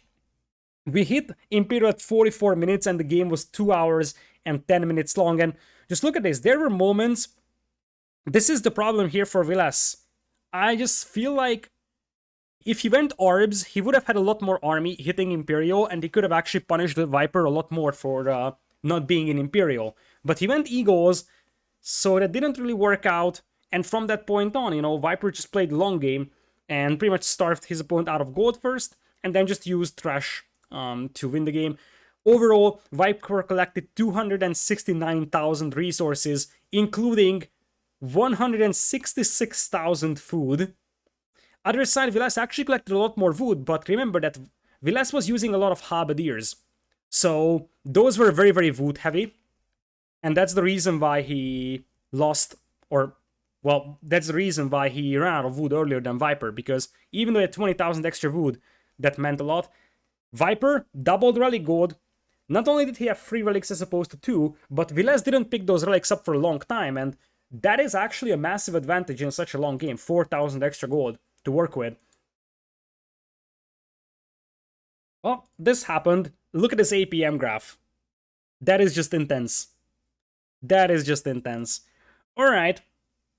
So, now the funny thing is that after such an intense game with post-Imperial scenarios and stuff like that, we're going back to same good old Dark Age.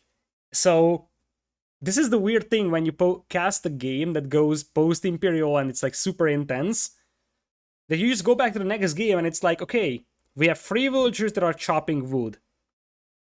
Oh boy. Alright, so I wouldn't blame the players if both of them took a 5-minute break here. But it looks like they are already setting up the next game. Well, here we go. So we're going to the first home map of Vilas over here, which is either cross or lowland, and we're already going to cross. Like, personally, I don't like when there is 5 minutes downtimes in between games, because it, breaks the flow of the tournament. But I wouldn't blame players for taking some time off here after such an intense game, but they don't. So they're just gonna say, okay, this happened, let's continue. We're going to cross, and we'll have the good old-fashioned Japanese versus Huns matchup over here. We have seen that a long of times. Like, Huns versus Japanese is just the standard civilization matchup of this map.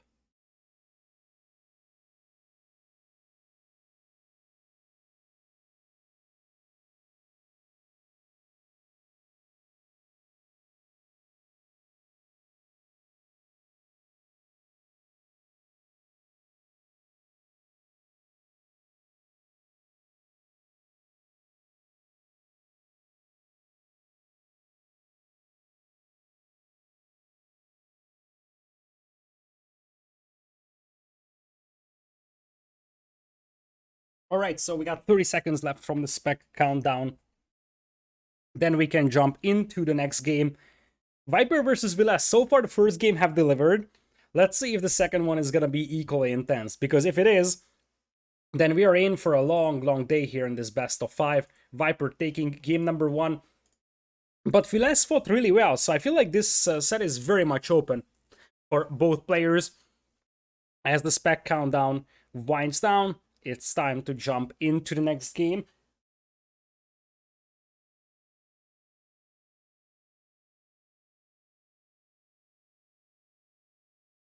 So, we're going to cross. It has been a long time since I casted cross. This map has sort of fallen out of favor in many tournaments. Not exactly sure why, but probably the reason why this map hasn't been featured in a lot of recent tournaments is because it's just a little too repetitive. Cross is always about, okay, I'm gonna dock at the back of my base and I'm gonna try to sneak a villager up on your dock. If that's not the case, then I'm just gonna be basically fighting on land and, have my eco supported by fish. That's basically it. So this map is quite repetitive in many ways. Anyways, we'll have down south in blue for Vilas, and to the north it is gonna be Japanese for Viper in yellow. I personally prefer Huns because of their mobility, but it depends mostly on how the game shapes out. So if the Japanese player is the aggressor on land, the mobility of the Huns is somewhat insignificant. So the Huns have to be proactive on land and use the mobility of their cav archers to pick apart the Japanese. Japanese can't do much against the Cav Archers of Huns. Well, they technically can. They have very good skirms, they have arbs, but they don't have the mobility to catch up with them. So you would want to be proactive with Japanese here if you want to beat Huns. So, let's see. Down south, as I said, is Viles. He's going to choose this woodland at the back for him. Looking at his base, he's got a pretty well defendable base, I would say. Easy walls on the left. The right side is a little trickier, but he's got a nice back gold and back stone to work with, so nothing to be disappointed about. Whereas for Viper, his gold is also nice. Easy wall off here, and easy wall off on the front as well. Left side is a little harder to wall, but the big deal is that his stone is not amazing. It's not gonna matter at the beginning, but it's definitely not something that he's gonna be very happy about. Alright, so for the time being, it looks like Viles has found all his sheep. Yes, indeed. And looks like he's moving out to take those sheep as well. Remember the last game where Viles lost 4 sheep? He probably is like, okay, I'm just gonna make sure I grab my sheep as soon as possible, because I want to avoid losing the sheep like I did in the previous game. Yes, Japanese can go Cav Archers as well, but Huns will just beat Japanese with Cav Archers, because Hunnic Cav Archers are a lot more cost efficient, right? Vendraminus, thank you so much for Prime Sub, welcome, I appreciate it, thank you for the support. Hello, hello. So, 5 on wood, 4 Vilas, no surprise about this one, there is gonna be a dock coming up. Where is the closest shorefish? I mean, the dog has to be right over here for Vilas, so he has to walk a little more than he wanted to. And we've got Damox AoE as well. With the Prime, thank you, appreciate it. Welcome back for the 3rd month. Viper's dock is actually pretty close to the corner, something I'm not super happy about. It would be better to have this dock here, because it's sort of at the central area, so on average, it's a bit lower travel distance. But it's fine, nothing wrong with it. I think the reason why I couldn't drop this dock over here is because this deep fish is so close to the shore that you can't just fit it in here. Vilas is lurking for a villager of Viper, but Viper has it walled in, so this should not matter. And down south, Vilas also has his villager walled in.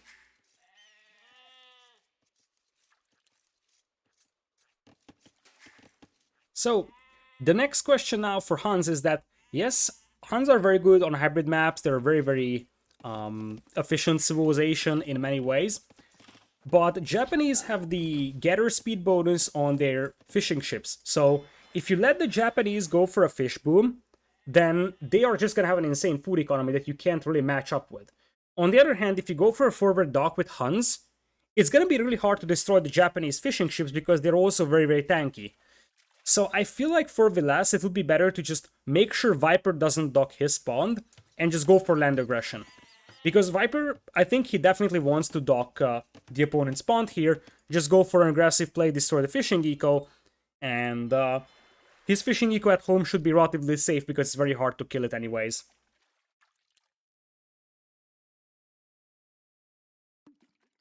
The graphics settings is actually not on low, it's because it's capture age. What you're seeing here is not the actual in-game footage.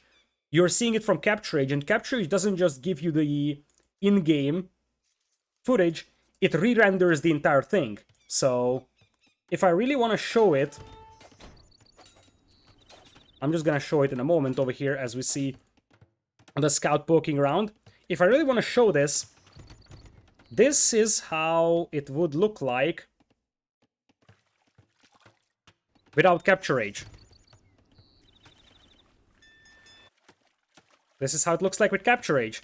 So it's because capture age re-renders the entire thing. So Fulvo is coming in here for Vilas. He's gonna have a nice and defendable base. One thing he has to be careful about is that Viper can still dock over here, so he has to be mindful about that one. He probably wants his scout to stay around here to snipe the forward villager. There is no forward will from Vilas, and we are just gonna have barracks coming from both players. This is what I was talking about, that this map is a little too repetitive to me. I mean, of course, Arabia is also somewhat repetitive, but Arabia is the standard map for all tournaments to start with, whereas for Cross you would, like, if you compare Cross to, let's say, I don't know, I'm just gonna say Arena, Although that's not a perfect comparison because I don't think Arena is actually very good tournament map for many styles of tournaments.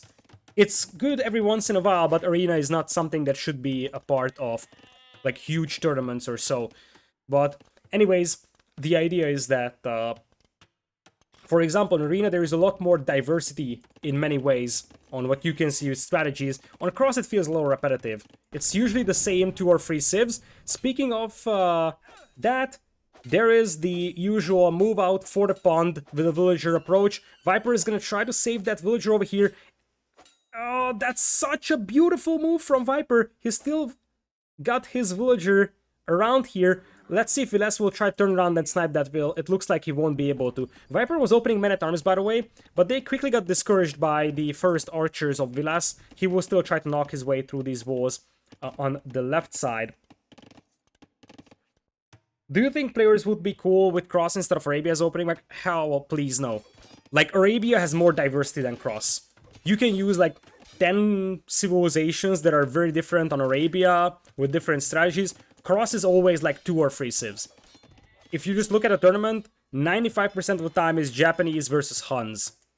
I don't even know if I've seen any other civilization used very extensively, and Viper dives in with the scout. The TC doesn't have enough firepower to kill the scout, but the TC arrows actually kill the sheep here for Vilas. So Vilas is actually gonna lose a sheep here, and now I think Viper might be thinking about trying to harass that repair villager to let the men-at-arms open up the walls. Spearman now coming in here for Vilas. Vilas is making his own archers, same thing for Viper, but Viper's got the second dock on the left side, and one on the right side. Lithuanians simply get banned. Like, Lithuanians are not used on this map because the moment that this map gets into the map pool, Lithuanians are an insta-ban.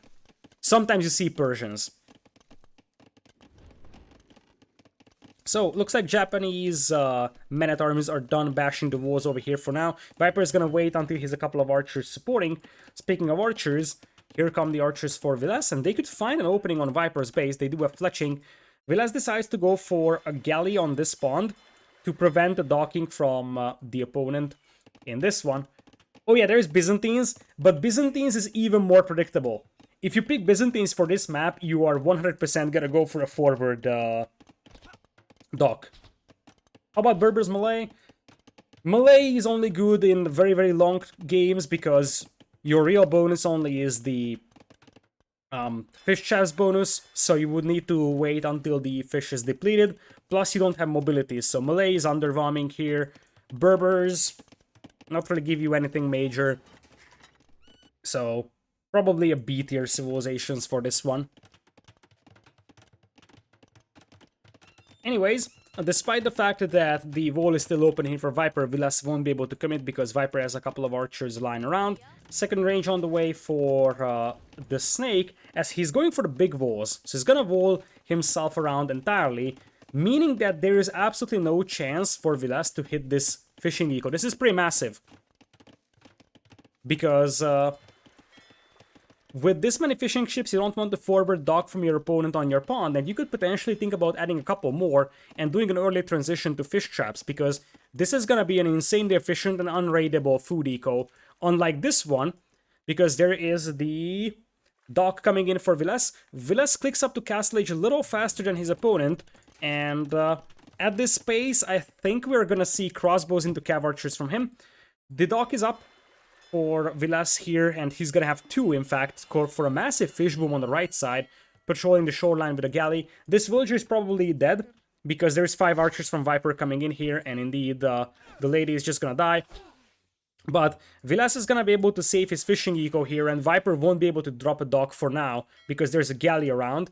Vilas is sending in his archers to fight this one. Viper not patrolling, and he is just gonna lose 2 archers right at the start. Vilas takes the hill, as he's gonna smash Viper's army over there. Viper also the forward villager that I think was planning to build a dock here, but then quickly changed its mind upon seeing the archers.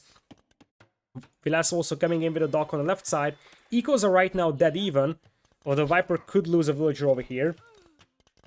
Third range coming in for Viper, so he's gonna go full crossbowman. For Vilas, that second range on the way as well, as the first couple of fire galleys will come out for Vilas. If he's playing this smart, he should make a couple of fire galleys right now, garrison them inside the dock, and get the war galley upgrade before engaging. Looks like he's going for a galley. Okay, he canceled it and goes for a fire galley, chops down the trees over here, replaces the palisade, and then deletes it so he can access the shorefish here. Looks like Viper has just now spotted the dock coming up. Immediate reaction will be a fire galley, most likely, from him. So Vilas needs to get the war galley upgrade on one of these docks if he wants to win the fight over there.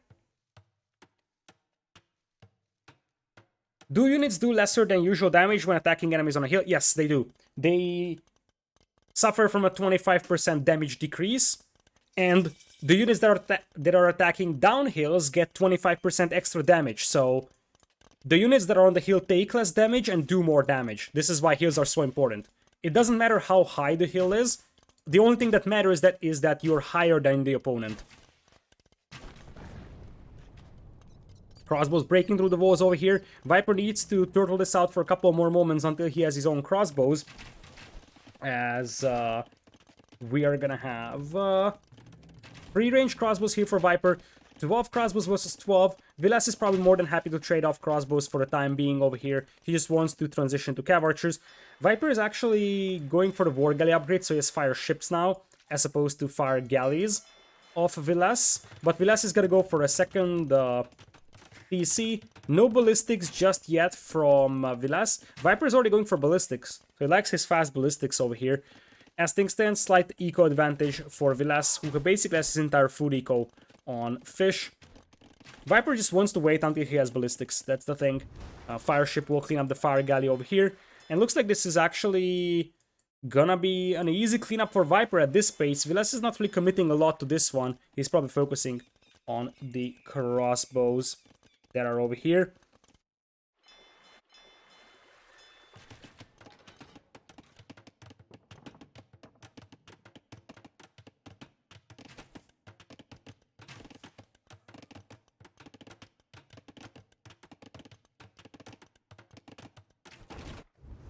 So, Vilas looks like he's just gonna lose this dock over here. I don't like how he committed to this dock, but only made one fire galley and then just bailed on it. Now, here's the mobility factor that the Huns will have to use here. Run around with the cav archers, try to break through the palisades, and for Viper, he might need some reinforced palisades, so build buildings behind, or potentially go for stone walls even, to prevent those cav archers from running in. Look at this. I'm not sure if Vilas actually wanted to break in, or he just wanted to force Viper to chase, because Viper is apparently chasing with the crossbows for now, allowing Vilas to push up with 2 Mangonels, and this is a very disturbing hill for Viper. This hill would give the Mangonels a chance to attack 2 archer ranges down hills. That's pretty massive. Vilas is still without ballistics right now, and considering that he's Huns, it's also possible that now that he's adding villagers to stone, that we will see some Tarkans. That would be a fun unit to see here. Japanese have their answer to Tarkans, obviously, with halberdiers, but that would require a tech switch from the Japanese player over here. Looks like crossbows will eat the cav archers here very easily. That was a massive loss here for Vilas. That's 1, 2, 3, 4, 5, 6 cav archers going down. Does it matter for Vilas? Maybe not, because he's actually forcing Viper off from gold, and Viper is now very much mispositioned with his crossbows. So, Vilas probably is happy about the fact that he sacrificed 6 cav archers over there, because now he's able to force Viper off from gold, so Viper can make crossbows. You see, 0 gold income for Viper. Viper had to relocate his gold mine over here with a TC. Vilas is also on free TCs right now, already adding some fish traps. These are some T90 fish traps over here, not necessarily the most ideal locations. Vilas is actually 11 villagers ahead, thanks to some extra fishing eco he has on his own pond. Viper's Mangonel trying to push up and reclaim control over that gold mine. But at this point, even though it's a 1-for-1 trade and now the crossbows are bashing into Vilas's base, I feel like this is actually better for Vilas. Viper's crossbows will pick off that fisherman. This was collecting fish from here until the dock went down. University coming in here, and now there is a breach on the walls. And I feel like since you cannot garrison the TC, this is a little bit problematic here for Vilas. He's gonna have to pull back a Mangonel to fight this, and I may have underestimated the importance of this push here. Nice market wall on the other hand, and the Mangonel might take a shot. Viper has to be careful about this one. Still, at this point, I count only 8 crossbows and 11 cav archers, as opposed to 21 crossbows here for Viper. Mangonel now coming in. Viper has the hill here, fires downhills, another downhills volley, and Vilas tried to delete trick but missed the shot, so that did not work out. That's a nice Mangonel hit though. Takes one down, and another decent ground attack over here. Viper apparently didn't notice this until now. So now it's a Mangonel with the hill advantage. Vilas is thinking about a ground attack right now, sending in the CA. The CA don't have bloodlines, and I don't think that they have husbandry either, because I don't think there's a stable even for Vilas. Vilas, by the way, has not completed his university, so still no ballistics for those cav archers, which obviously hurts really badly for them. Some crossbows coming in from Viper on the right side, and I feel like despite the fact that Vilas has the eco lead, as I said, Japanese want to be proactive here and force the Huns to chase with the cav archers. They don't want Huns to just keep running around with the CA raiding their eco, and that is what Viper is doing right now. And since cav archers have lower range than crossbows, crossbows can micro very, very nicely if they have ballistics and the cav archers do not. That's going to be husbandry for Vilas and bloodlines, of course, with that stable. And the cav archers are targeting the fire ships. This is great for Viper. This was great for Viper because losing the fire ships doesn't really matter here. Preserving the crossbows does. For whatever reason, there is an absolutely random villager here for Vilas that gets into Viper's base. Don't ask me. Don't ask how or don't ask why. Hello? Villager?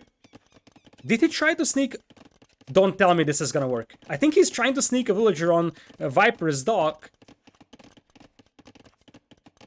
He's got a sneaky villain there. Is it possible Viper didn't notice this? By the way, here is Vilas, and remember that Viper teched into Elite Skirm and he's only crossbows. And remember what Huns have? Tarkans. And Viper would need to tech switch into Pikemen for that. Looks like the villager actually gets spotted, so this guy is gonna go down. But, I mean, this castle drop is massive here.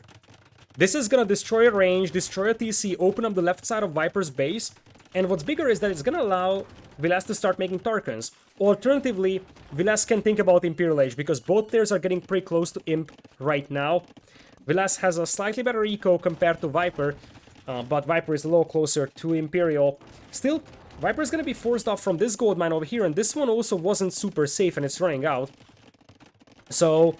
yeah, this castle denying 2 gold mines over here is a massive concern for Viper. Because this gold is like half depleted, plus we could see that Vilas was able to push that. Imperial Age on the way for both players, but Viper doesn't have a castle, that's the other thing. Viper is able to mine stone here, so he will probably make a castle wherever he can, honestly. I'm not even sure where he would make that castle. Hunnic Trebs would have more accuracy than standard Japanese Trebs. So that's also an advantage here for Vilas in the Trap War. And there is Marauders. I love that upgrade. Marauders will allow you to make Tarkans on your stables. And as I said, considering that your opponent is full archers, Marauders is a great upgrade here. Viper can tech switch into Pikemen, but that's gonna take a lot of time. And Tarkans train really fast. You already have Bloodlines. Scalebarding takes some time to get to. But once you have Marauders... Tarkans can steamroll everything, and they have building attack bonus as well, so they can get through walls very easily. Thumbring just now coming in for Viper. He's gonna have a castle here. The other thing that's worth pointing out is that if you have Tarkans, you can dive in and snipe traps with them, whereas Viper doesn't have an army right now that can snipe traps. He only has crossbows. Now for Vilas, he needs to hide the Tarkans over here. He is getting husbandry. He's still missing chain barding. That should come in before he reaches Imperial second castle. It's a very nice castle. Protecting a gold on top of a hill overlooking this area. Maybe Samurai defense? Maybe. Samurai might work against Tarkans. It's a matter of, you know, mobility. Castle coming in here for Vilas. This is going to be a crucial castle. Viper is moving out in this direction, and I'm not exactly sure if this castle is going up. 50%. This castle isn't going up just now for Vilas, and that could be a massive, massive loss for him here. Viper, he still only has crossbows. Mangonels are coming in here, and it looks like the castle might actually finish because the Mangonel comes in just in time. This is gonna be close. This is gonna be close. That's a nice hit here with the Mangonel on the crossbows. The castle goes up. That helps a lot, like an awful lot here right now for Vilas. And Elite Tarkan immediately. Elite Tarkan is a very, very important upgrade because it massively increases the damage output of your Tarkans. As Viper is forced to take this gold mine, there is Trebs coming in here for Viper. +4 defense will be in. So now Vilas just needs to get Tarkans out, and he doesn't have a lot of them. That's the problem. Like, he's got the stables, but he's not queuing a lot of them up right now. 170 HP, it will be 8 pierce armor, virtually invincible to arrow fire, or Tarkans. Still, I feel like it looks like Viper may have spotted the stables. I'm not 100% sure. He did not, but he's probably suspecting Tarkans now. Or even if it's not Tarkans, he might be suspecting just cavalry switch. And I feel like the window is closing for Vilas. Because if Viper techs into Halberdier, the Halberdier Arbalest will be the Tarkan play here. The win condition with the Tarkans is that you have to sort of start using them before your opponent can make a tech switch.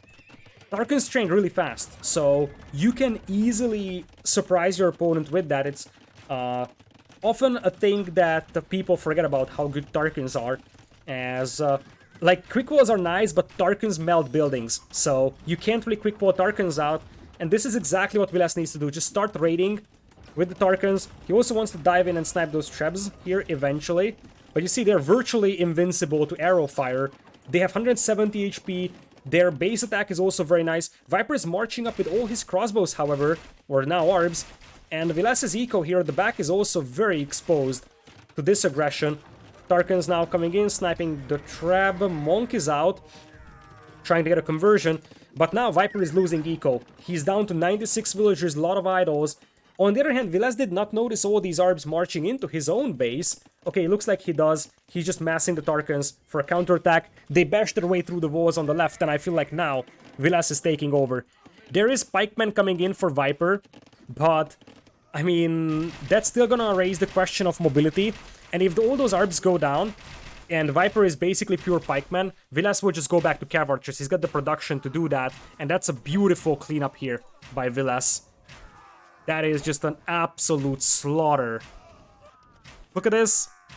It is just brutal.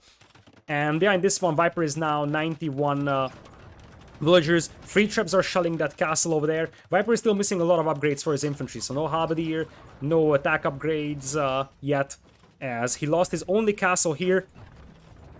Viper's right side TC has not been discovered just yet, as we're seeing more and more pikemen coming out. If Vilas sees the pikemen, he should just add Cav Archers once again. He's still missing ballistics, by the way. So, no ballistics, no thumbring either, I think. So, Tarkan Cav Archer is next to impossible for Japanese to stop. 130 population against 160. Viper is a big survivor on the other hand, and we have seen this before, but this is what the Tarkans can give you. They can dive in, and those villagers are not protected by the TC. One of the reasons why Huns are one of my favorite civs is because I love Tarkans. Look at this. This is ridiculous. Viper is just gonna call the GG because, I mean, he probably knows that his eco has collapsed pretty much. 84 villagers only. And yes, he has pikeman, but Vilas is overteching into bracer and ballistics. And if it's not Cav Archers, it will be skirmishers. And Tarkan skirmisher also beats whatever Viper has here. Vilas, well-timed Tarkan switch, and it is an equalizer. What about combo Samurai Skirms? Samurai Skirm is an even matchup. If it's Samurai Skirm, then Vilas goes Cavalier. Yeah, basically goes Cavalier and Skirm himself. And the bigger thing is that Viper doesn't have a castle for Samurai, right? And he doesn't even have safe stone. This is all the stone he has left and it's being raided. And this stone is not really defendable. So, Samurai might work here for the Japanese. against the Tarkans, but Samurai Skirm would still die to Cavalier Skirm or something like that. Maybe Cav Archer, Cavalier, or Cav Archer Hussar might also work nicely. But yeah, the problem is no castles here for Viper. He's got no eco, and yeah, that's basically it. He was gonna lose all the villagers here. No gold access from here as well. And Viper is about to run out of gold. That's the bigger problem that he's facing. So he's got 380 gold over here, and that's all the gold he has access to. These two are denied. This castle drop was amazing by Viles, and that's the main reason why he was able to secure this win over here. Even Steven scoreline, Huns prevail over Japanese on 4 lakes. And now we're going to one of the home maps of Viper, which is either Cenotes, an open map, just like Arabia, or we are going to Arena. I'm hoping for Arena, and it's Arena. Oh boy, it's time for Clown Town, and we do have a pretty diverse list of civilizations still available for players. Viper's first overall pick on the draft was Malay, so I think that's the obvious civ pick. But he can technically go Italians, he can technically go Aztecs in here. Franks is also not impossible, but it's somewhat unlikely. Looks like he is choosing Malay as one would expect. The other side is more interesting because I think either Saracens, Bohemians, or Britons can make sense for Viles. Against Malay, I think Britons or Bohemians are the best matchup. Viles goes for Britons, although I feel like I would have preferred Bohemians here. So, if there is no Bohemians, then it's probably not going to get used anywhere else, because this was the place where I suspected it could be a Bohemians versus Malay matchup. It's going to be Britons Malay, so the old school arena civilizations are coming in. We have 1 minute left from the spectator countdown, and then we can jump into arena. Bit of a clown town over here.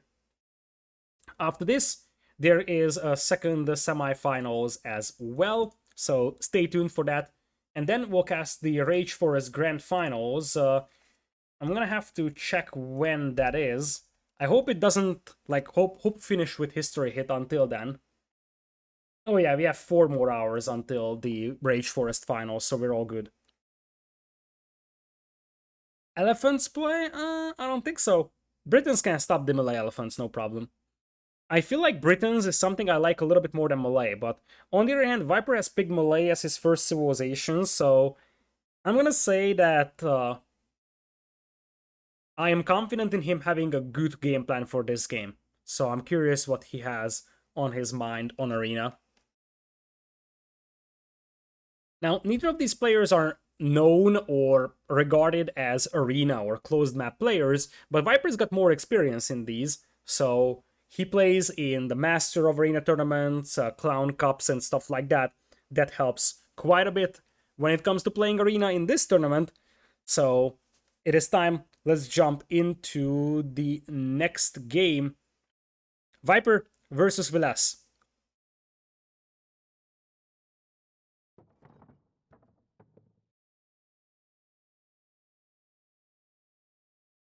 Alright, so welcome to Arena. We will have Viles on the left side in blue Britons. Right side is the Viper as yellow Malay. Looking at the maps real quickly over here, Viper's got his primary stone very close to the walls, and his secondary stone isn't amazing either. But he's got double back golds and a lot of space at the back, so it's not a perfect map, but it's alrightish one for Viper. For Viles, he's got his stone relatively exposed, but the bigger deal is that his primary and secondary golds are all on the same side and very much on the front. So that's a very underwhelming map for Viles. Plus, he has way less space at the back too. Look at this. Barely any space compared to Viper, who's got these big clearings at the back. I feel like Viles' map here is a lot worse than Viper's one. Especially, like, if Viper ever gets to castle drop this area, Viles has no gold. And that's a pretty alarming sign, I would say. Relic spawn seems to be relatively even, although slightly favoring Viper as well. So, as things stand, Viles might want to be aggressive here. because his map is not really suitable for a super long game here, I believe.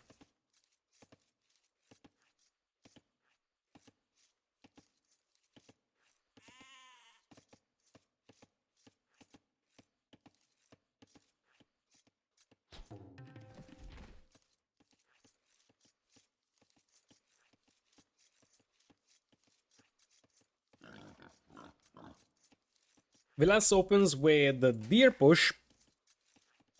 So instead of consuming the sheep at first and then pushing in the deer later, he's gonna open with the deer being pushed in, and then he's gonna consume his sheep. He actually has a map with 4 ibexes, same thing for Viper. So Arena can spawn in 2 ways. You can either have 3 or 4 ibexes, but it's consistent within all players. So if one player has 3 ibex, then the other player will also have 3 ibex, or deer, or whatever the herdable or the passive huntable is. So Viper is only 2 on wood, which raises some interesting questions over here.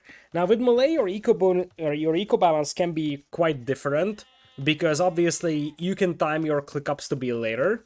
So for now, I'm not thinking that Viper is gonna do anything cheesy, although I can't deny it either. One of the reasons why is because, as I said, 2 on wood is pretty out of the box here for Viper. He only pushed in 1 deer, and now he's luring in the boars. He's gonna push in the remaining ibexes after the second boar has been consumed.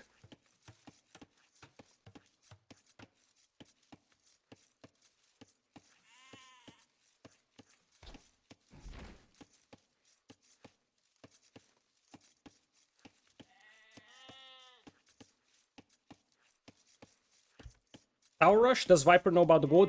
I was thinking about the possible Tower Rush, but Viper has no way of knowing about the gold. He has been pushing deer the whole time, so there was no way that Viper knows about this gold this early. It's not impossible we're seeing a Tower Rush though, especially with melee against Britons. As I said, I feel like late game Britons is something I prefer more than melee, so you probably want to do something more aggressive. Viper is now starting to add villagers on wood, and he's gonna start scouting right now. I'm still curious at what he's gonna do, and I can't really predict it. But as I said, this was his first overall pick in the draft, so he definitely needs to have some sort of like special game plan for this one, aside from playing it standard. For Vilas, it's super standard so far. 4 on berries, 4 on wood, and he's gonna add a second wood line over here.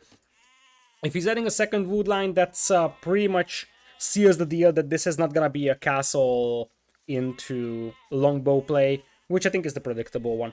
Castle drop and karambit spam, I think it's too risky for Viper. I don't think he wants to just go forward with a castle at this point. If he sees all 3 of these golds, he might change his mind, but at this point there's nothing that really should trigger a castle drop, but that's a very fast feudal. Yeah, it's gonna be a feudal boom, because there's apparently no signs of aggression. He hasn't gotten loom, so he's not gonna move forward with towers. He just wants to hit feudal really fast. It's 19 pop feudal with melee, so you see he's gonna be up to feudal really fast. Grab the eco upgrades. Look at this, Bidax horse color. This is a very, very clean build from Viper, so credits to Viper on this one. Feudal boom in general can be a very strong strategy. We have seen MBL doing that a lot in, I think, Masters of Arena 5. That instead of going for a fast castle, you just go up to Feudal Age and get the eco upgrades, start booming. It can work nicely, especially considering you have deer. Speaking of this one, let's talk about this moment here, because it looks like Viper got some of his own treatment over here with the traps. Viper is chasing Vilas' scout down, because with Feudal Age, Viper's scout is faster, and it also deals more damage. So Vilas knows exactly that he's gonna lose his scout, but he's gonna trade it off to Viper's scout. At this point, this was the best trade that Vilas could have gotten. Vilas had no tools of saving his scout because it was just slower and weaker in damage output.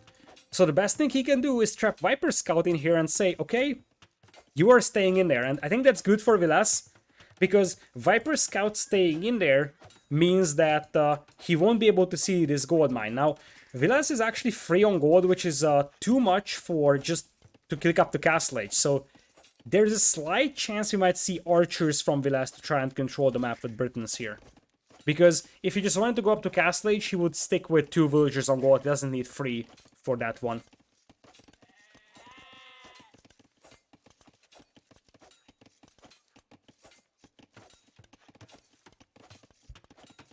There is the barracks for Vilas, and as I said, since Viper Scout is trapped in here, he won't be able to do much against this one. And the other thing is that, considering that Vilas will be up to Castle Age faster, he's gonna have crossbows, so even if Viper makes a couple of scouts in Feudal, Vilas should be able to combat those very, very easily. Still, with melee, the idea behind the Feudal boom is that even if you click up to Castle Age later than your opponent, which is very likely, you will still reach Castle Age at approximately the same time, because your faster age up compensates for it. So you see that Vilas, he's gonna make the 2 buildings, he's gonna click up to Castle Age, and honestly, Viper might click up at the same time as Vilas. This could be a crazy build from Viper. Look at the resources. Viper is not that far off. He's gonna go for a barracks. We'll see if it's a range or a stable for him. Because technically melee cavalry is horrible, but you might want to play scouts here to control the map and the relics with it. Because we know Viper puts a significant emphasis on the relic collection, so it's possible he wants to play scouts to control the relics. Look at the touch here. Vilas is adding the blacksmith to reinforce his walls, but he's not showing the archery range to Viper, who's got the scout around, so he's hiding this for the time being. Viper going for a market, and if it's a market, it has to be a scout's play. So, or it could be a blacksmith, but then it doesn't make a lot of sense to make a barracks. If you want to play archers, you probably go for a blacksmith as your second building. If you play market, you do that because you don't want to get blacksmith upgrades. And archers without blacksmith upgrades are very underwhelming. Light cav works just fine. So, market and barracks is a sign that the next building for feudal is going to be a stable. You see, we will have Vilas clicking up a little faster than Viper, but he's just now grabbing double bit axe as opposed to Viper having it all day. And we will have Viper clicking up soon, and when the dust settles, we will have 2 players in Castle Age at approximately the same time. So I think Viper is going to be behind by like 30 seconds, but the fact that he had the eco upgrades earlier more than compensates for it. You see, 30 seconds deficit, but eco upgrades much faster. I think Viper has to be very satisfied with this build. This is a very clean build and a very, very good build. I love this.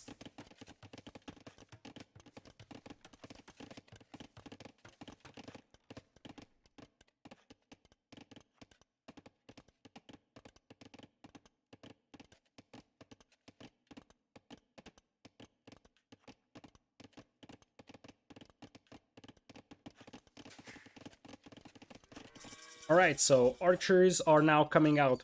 4 Vilas over here. He doesn't even have fletching on them, but since the spearman is accompanying them, Viper Scout shouldn't be able to do much over here. Viper still will have the mobility, but Vilas should be able to control the map with the archers and the scouts. Now that, like, the moment Viper spots these archers, Vilas can send one archer in here and kill that scout. There is gonna be a second TC for Vilas as well. No ballistics, no fletching even for him.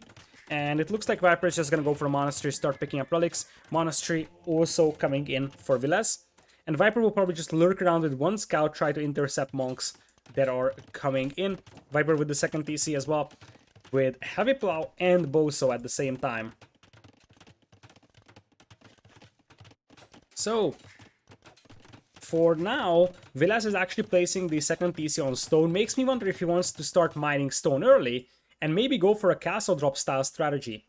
It's a little risky because melee can hit Imperial really fast and go for bombard cannons to take it down.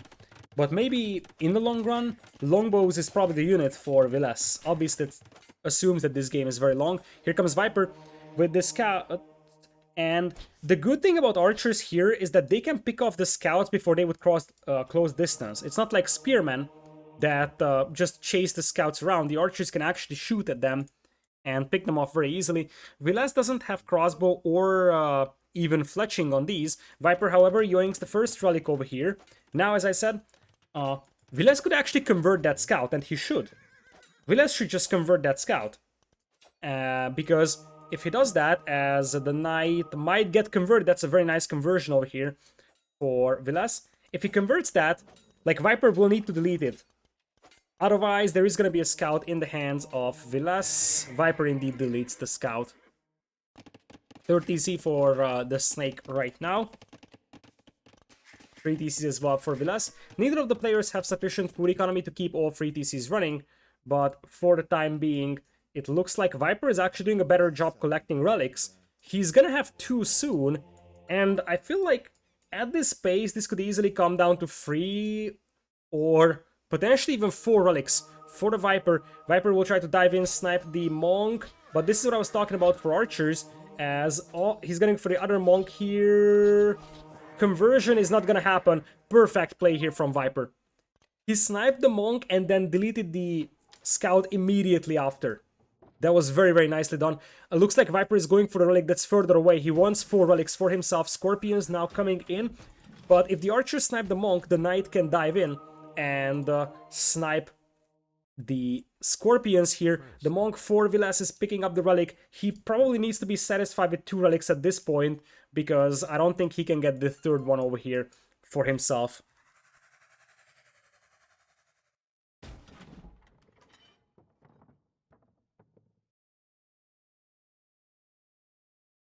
So for now, Viper is pushing up. Does Viper know about the last relic? That's the question. The answer is no. This could help Vilas quite a bit. Now it's crossbows, and looks like the Knight is gonna get converted. Vilas loses 1 Monk in the process, but now the Knight can dive in and snipe the Scorpions. This is actually a very good fight here for Vilas. He's taking down potentially 3 Scorpions, converted 1 Knight, and he also took down some Monks from his opponent. And as things stand, if Vilas has seen that last relic, which he did, he has a chance of picking that one up, because Viper doesn't know where that last relic is. So there's a chance here that Vilas could secure 3 relics, despite the fact that Viper had the tools to pick this one up over here. That would be a massive win for Vilas. As things stand, economies are dead even between the 2 players. 28 on food already for Vilas though, as opposed to only 25 for Viper. So Vilas is converging on that last relic, and as I said, the lack of scouting for Viper hurts now. And this is why, you know, having that scout trapped in there hurts for Viper, because he wasn't able to scout the last relic. Viper buying a lot of food and wood over here to keep the TCs running and keep establishing the farming eco. Now Viper, he did see one of the golds here for Vilas, but he doesn't know if this is a secondary gold or a primary gold, so he doesn't know that all of the golds of Vilas are here. He knows this is an exposed area and the castle drop here could work. In fact, he's working towards a castle himself with the stone mining, but he doesn't know that all of the stone or all of the gold mines of Vilas are on this side. Vilas with TC number 4 coming in. He will secure 3 relics for himself. He has to be satisfied with it after Viper took the initial advantage with the relic collection.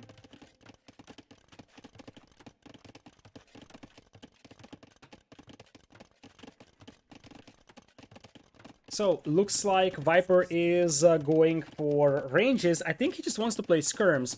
I don't think playing crossbows or ARPs here makes a whole lot of sense for Viper, because, like, Britons will be able to just outrange you with their own ARPs, and even your bombard cannons will have lower range than their longbows when it's fully upgraded.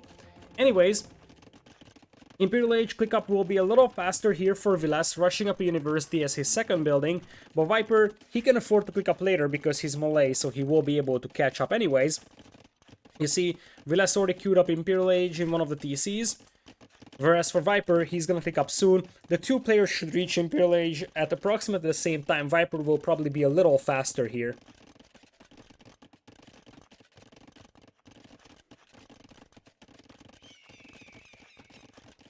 Looks like indeed that's gonna be about a minute advantage actually. It's pretty considerable. It looks like Viper just wants to play Arbalest Bombard Cannon here. Vilas is going for his own ranges though. With good Bombard Cannon micro, Viper can still pick apart Vilas.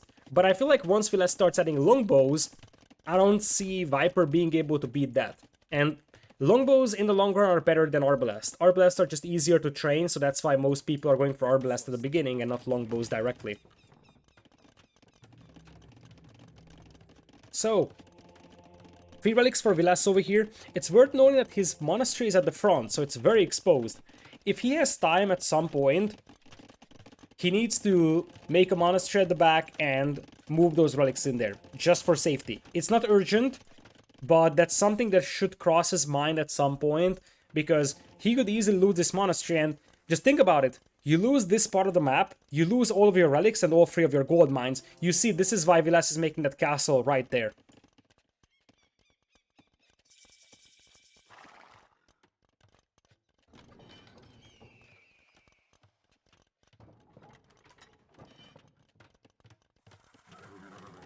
So, castle on the way here for Vilas, as he's just now grabbing loom for himself. That castle is very, very important here for him to protect his gold mines. For now, he's going to be on 4 ranges, plus the Britain bonus. Viper is going to be on 4 ranges as well. He's slightly faster to Imperial, moving out with soon-to-be Arbs right now. Vilas hitting Imperial just now, grabbing ballistics, and he's going to have bracers soon as well. He's got the range to keep those Arbs away already, so he doesn't have to be afraid of the fact that Viper is going to have Arbalest and Bracer soon. Viper is mixing in elite skirms though, and that's something that the Britons will struggle against a little bit over here, as the crossbows will take the shots. As I said, Viper's got the Arbalest here, but Vilas has the range, and he's going to take down the Arbs here using the castle as well. Let's see if you're seeing a fast Yeoman. It's a pretty expensive upgrade. It's like 750 wood. So fast Yeoman actually could be expensive for Vilas, but it would help a lot just maintaining range advantage here even more so. Viper with his own defensive castle here to protect his forward gold, also grabs loom here for the time being, and I see more and more elite skirms being mixed in. Still, looks like Vilas is diving in, thinking about sniping a couple of villagers on that castle. And that is looking more and more like a doubt castle here. Viper. Okay, the castle is going up, but that was quite a lot of villagers going down over there. Vilas is gonna lose his Arbs here, but he managed to kill 9 villagers from Viper, so he has to be satisfied with this. 21 army versus 10, 112 villagers against 94. And now we're seeing the famous and well-renowned British light cavalry hitting the field here against the skirmishers. Viper is going for full skirms. And the thing here is that because of the range advantage of Britons can snipe down the opponent's halberdiers so easily. So Arbalest light cav works really nicely for Britons, because the Britons don't have to dive in with their orbs to pick off the halberdiers. They can just keep the distance so the skirms can't hit them, yet their light cavalry can still engage pretty nicely, because guess what? The halberdiers can be picked off by the Arbs. Vilas wants another castle here. This is also a crucial castle. Look at this. 2 stone mines protected and 1 gold mine from Viper denied. That's pretty massive. Treb's already coming out for a push on the castle. There's no Warwolf just yet for Vilas, as I see Viper teching into infantry already. So he probably is expecting the cavalry play. Bombard cannon is now in, and Viper is insane with Bombard Cannon Micro. This is why I said that I think that Bohemians would have been a better civilization here still for Vilas, because Bohemians do the same thing as Malay do, just better, and honestly this is a horrible fight for Vilas. It's an absolutely horrible fight for Vilas. Beautiful ground attack there for Viper. At this point, Vilas is acknowledging that he's losing that army. I mean, what on the earth are we witnessing here from Viper? Holy smokes, those jukes. This is ridiculous. This is ridiculous. He's saving both of those bombard cannons. That's a slaughter. That's an absolute slaughter. Vilas barely killed like 2 or 3 skirms with like 20 Arbs here. In the end, he finally snipes 1 bombard cannon, but Viper has to be more than satisfied with that fight.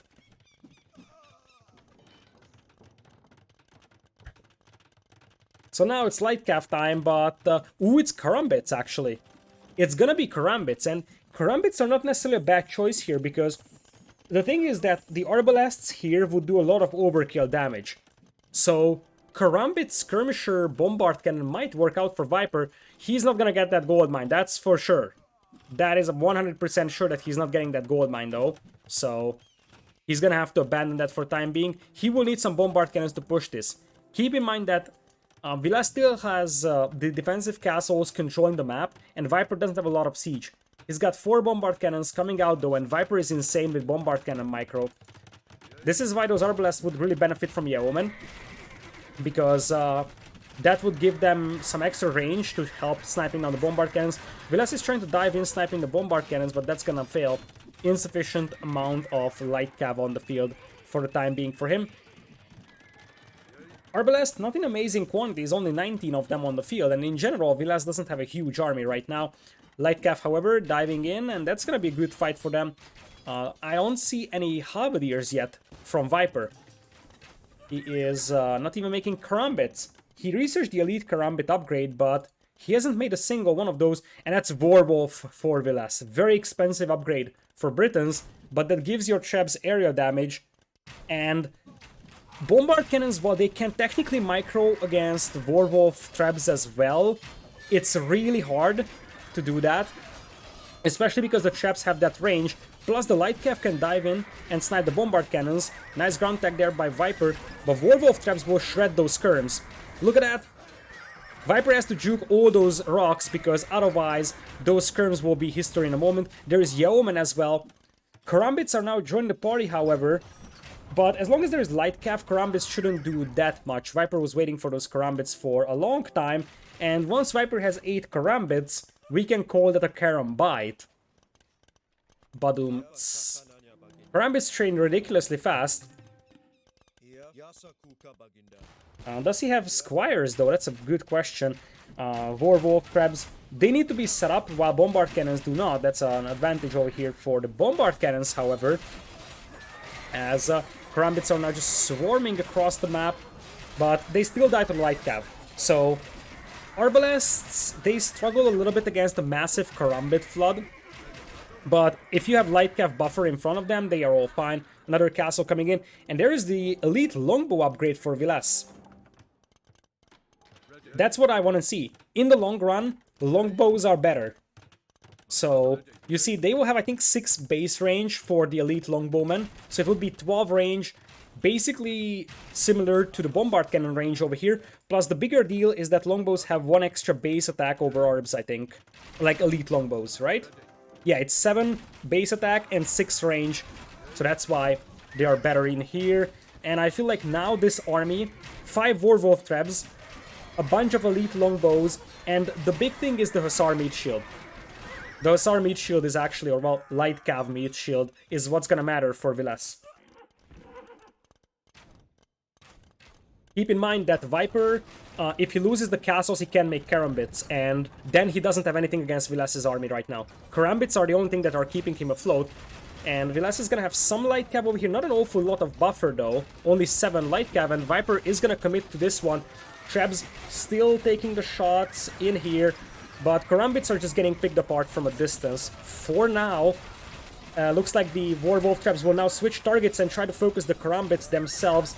Viper's first castle goes down over here. This is a fight for the game almost for Viper, but that's a lot of Karambits swarming through the map. The Warwolf Trebs are still decimating the archer numbers of Viper as well. Like, you see, the Warwolf Trebs are actually swinging the battle in the favor of Vilas here, because the Karambits slowly got ground down by the archers, and then the Trebs are the ones that are just winning it against the archers. Still, this wasn't an ideal fight for Vilas. He still needs a lot of production of longbows. There's another castle coming in for him, though. Keep in mind that Viper doesn't have access to this neutral gold over here. He did consume his secondary stone, but you see, this neutral stone and this neutral gold is in the hands of Vilas as well. So, Vilas has a lot more neutral minerals to take, plus Vilas has free relics over too, so Viper is on a timer when it comes to resources. And Malay don't have great trash units. Like, they have the Force Levy Swordsman, that's great, and they do have Elite Skirm, but Force Levy Swordsman dies to Longbowman really hard.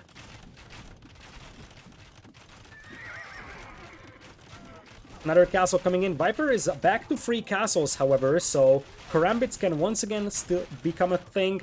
Trebs need to be very careful because of those bombard cannons, but you see, longbows will just snipe the bombard cannons. That's why they're so amazing. Even though the bombard cannons have 13 range and the longbows only have 12, the longbows can still dive in and snipe them pretty easily. Trebs set up right now. They're not really firing, but still, I feel like Vilas is just grinding down Viper's numbers very, very nicely here. The KD is gonna start swinging heavily in the favor of Vilas right now, and Viper is just losing way too much gold units. That's the thing here. Like, Karambits are cheap, but not cheap enough to be able to afford just swarming through the map for a sustained amount of time. And you see, Viper is already selling resources for gold. He's on the brink of collapse when it comes to gold economy. Vilas needs to hold this one for a couple more minutes, and he's gonna have the game. That being said, I have said the same thing for the Arabia game, and, well, we know how all went down, but still, there's 4 traps over here with Warwolf. They should target the castles, not the skirms now, because taking out the skirms is insignificant. What you want is to take down the castles, because if you take down the castles here, then there is no karambits. You just want to slowly grind down those castles, and another castle falling for Viper is not something that he can afford to let happen. Britons don't have Siege Ram. Malay, I don't think so. Malay, in fact, I know that Malay don't have Siege Ram. Neither of these civs do. Lightcap now, join the party. Longbow numbers are still not amazing, and I feel like Vilas needs to keep adding orbs. It's a mistake that he's not adding orbs, because it's better to have orbs and longbows as a mixture than to just have longbows with very low numbers. Still, as you see, Viper is now out of gold. Now it's pure elite skirm, and those elite skirms will just melt to the traps here or the light cavalry. So Viper is out of gold, and he can't really do much to push this one either. So you see Warwolf traps are just threading everything here. The KD is now starting to swing heavily in the favor of Vilas as well. And I feel like once this force disappears for Viper, the next step is for Vilas to have another forward castle. Vilas is struggling with longbow production quite heavily. Viper is trying to tower rush this gold mine here, so that at least Vilas can take that. But that feels just like a last-ditch desperate effort. Trebs are now shelling the next castle over here. Karambit's trying to dive in and snipe them. Villagers coming in to repair. One trap goes down, but there is still 3 more now that the second one has fallen. But that's the second to last castle for Viper over here. And the longbow numbers are steadily increasing. If there is no Karambits, the longbows will eat whatever the melee will have, especially with light cap support. The Karambits are useful as a unit that can swarm the longbows, but Viper knows exactly that with that castle falling, with no gold income, he's got no chance here. And Vilas takes 2 in a row, and this is where I think he's gonna be really disappointed about the first game, because he had his tools to win the first game, and then we would be up 3-0 now for him. Viper still in this one, but Vilas is the one that moves for match point, and I think we're going for Viper's second home map now, which will be Senores, a map that's very, very similar to Arabia. We have Saracens, Bohemians, Chinese remaining. For Vilas, it's probably going to be Chinese. And on the other side, Italians, Aztecs, Franks are the civilizations for Viper. He still has Aztecs, and Aztecs would be a pretty decent matchup against Chinese here. So that's something that needs to be considered here. Let's see if we already have a game. They have been very, very fast setting up games. So let's see if they do that again.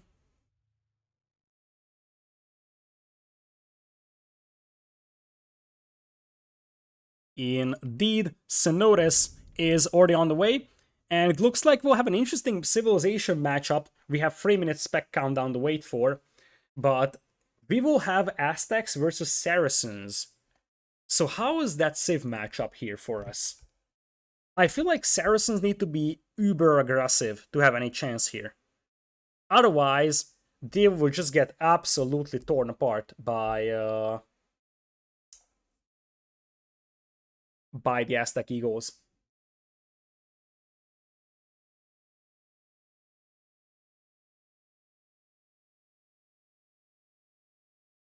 Easy win because of Hussars. I don't think that this game gets to Hussar. Like, the problem that Saracens face here is that they are very heavily archer focused in Castle Age. They only have knights, and like their economy isn't amazing either. If Aztecs get to triple barracks Eagles, they will just overrun you with Eagle Warriors in Castle Age, and I struggle to see what the Saracens can do against them. Mamelukes would be an amazing move, but I consider it very unlikely that we're going to see Mamelukes. But you never know. We have seen some crazy stuff in this set before. The decider game, if we go to game number 5, so Viper wins, if Viper wins, then the decider game would be on lowland.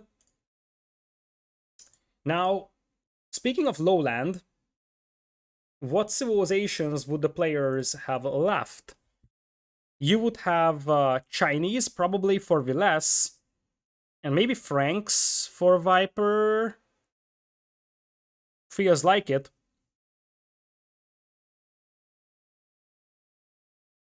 Yeah, Chinese versus Franks. I like Chinese a lot more in that matchup, so Vilas doesn't have to be very scared about this like fourth game just yet, because I think he has a civilization disadvantage, but you never know.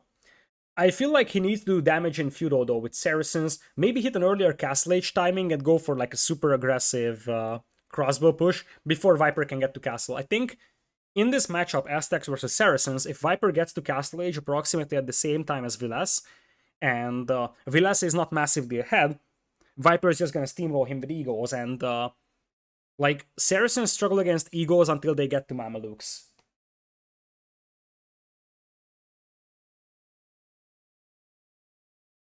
Alrighty, so in we go for Vilas versus Viper over here. Welcome everybody to... Oops, bit of a capture age error. But anyways, welcome everyone to Cenotes, a map that's somewhat similar to Arabia, but usually features bigger hills and these little ponds that just make the map much harder to wall, because these shallows are also walkable. On the right side, we will have Viles in blue Saracens, to the left it's Viper in yellow Aztecs. Both of the players are more on the northern side of the map, if you take a look at it, so the south is very, very empty. Pretty much barren of resources when it comes to minerals, only some droplets of stone. Most of the gold is located in this central area. So looking at Vilas's base over here, this is what I was talking about with Cenotes. On Arabia, this would be much easier to wall because you would wall to this stone and you would just wall here. But if Vilas wants to wall his base, he has to wall to the edge of the map here because these shallows are unwallable.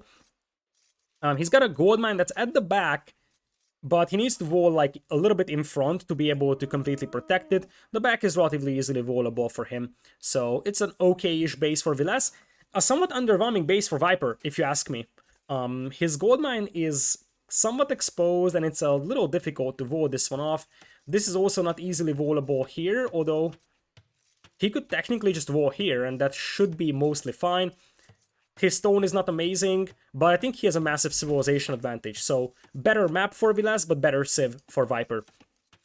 For the time being, Vilas is pushing in the deer, as we are gonna have... Oops, that villager popping out just derailed the deer push for a moment. Viper might be looking for some harassment on the boar villagers. Or he might try to force a fight against that scout. The Dark Age Eagle is capable of beating a Dark Age scout. So the idea here for Viper is that, okay, if I just stay here and try to force a fight, my opponent won't be able to push in his deer. And I think Viper is coming in to try and block that villager. And because Vilas had to go back twice to take that boar, this might actually work out. It's close to the TC. Viper is still trying to block. And the board de-aggroes for the time being, but does not go back. So it looks like Vilas will be able to bring in his own boar for now. Let's see if Viper tries to do the block on the second boar as well. So far, we have 4 on wood for Vilas. So it's some sort of archer style build for the time being. For Aztecs here, I can think about multiple things. Probably want to open men-at-arms, so that you are the one... that is the aggressor, and then slowly transition to like an archer plus skirmisher mix, go for defensive gameplay, and just get to Castle Age, maybe even go for a market and sell your stone, go triple barracks eagles, and steamroll the Saracens. That should be the game plan for Viper. Anyways, now that the eagle is gone, Vilas could actually send in his scout to push the deer, but instead Vilas is looking for his opponent. Since he is on like the northeast, he's looking for Viper on the southwest, but he can't find him. It's actually very tricky because he finds 4 tiles of gold here, and 4 tiles is usually a secondary gold, but on Cenotes, the neutral golds are also 4 tiles. That's the difference between Arabia gold spawns and Cenotes gold spawns. On Arabia, you start with 7 plus 4 plus 4 at your base. So if your opponent sees 4,000 of gold, you know that it's a secondary stone for one player. So your opponent is going to be close. Meanwhile, if you see 3,000 of gold, that's the neutral gold on Arabia, you know that you are sort of in a neutral area because those are far away from players. But on this map, the neutral golds are also 4,000, so I think Vilas was probably misled by the presence of this gold mine, thinking that Viper is around this area because he thought this is the secondary gold mine of Viper, whereas in reality this is a neutral gold mine. Viper, by the way, has a llama over here that is apparently not doing anything. I wonder if Viper forgot about that one. Meanwhile, a scout is coming in, and that villager has no loom, just casual old Viper coming in and quick walling that villager. Vilas saw an opportunity, but Viper saw that opportunity as well, just went for the walls, and boom, no villager lost in the process. That's gonna be a little late for a man-at-arms opening for Viper for that barracks, but he might still be able to go for man-at-arms in this one. Looks like it is apparently a drush for Vilas. It's a late drush. It's already 21 villagers time and Viper has clicked up. So this is a late drush from Vilas here. But he might try to go drush fast castle crossbowman with Saracens here. That could work. And for Viper, he might be forced off from his gold mine. This could be pretty big. The militias are going the wrong way. They're going for the berries. That's because they haven't seen the gold mine. Vilas found his opponent pretty late as... here comes Viper, he's trying to kill the scout that's blocking him. He's gonna kill the scout, and the villager will get back to the TC. Oh, come on, Viper. And if Vilas scouted this gold mine a little earlier, he could have actually denied the villagers walking there. Let's see if Viper is gonna go for man-at-arms. It looks like he won't, he will just play standard archers. But for the time being, Vilas's base will be safe, and that's what matters. He's gonna use a market very heavily to go up. Vilas grabbing a loom just now. And, yep, he's moving out for a hunt. That's also a sign that he just wants to have as much food as he can possibly get for that fast castle. It's 25 villagers. It would be very tight with normal civilizations to go fast castle here. But with Saracens, I think you can possibly pull this off. Drush into archers is something I would very much dislike for Vilas. Because I feel like Viper is gonna have archers as well, and a slow game favors the Aztecs here, because the Aztecs will just have eagles in Castle Age, and that's not something you can easily deal with Saracens.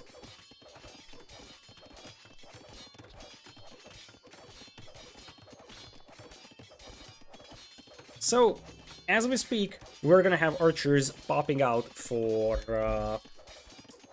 our yellow player, the Viper over here. He's gonna be able to pressure his opponent. In retrospective, maybe going man-at-arms could have made a little bit more sense, because then you can bash your way through those walls a little easier, but you still have an eagle that can knock through walls pretty easily, and you see Vilas is gonna have to wall this entire thing. Viper coming in with a tower to deny the gold mine.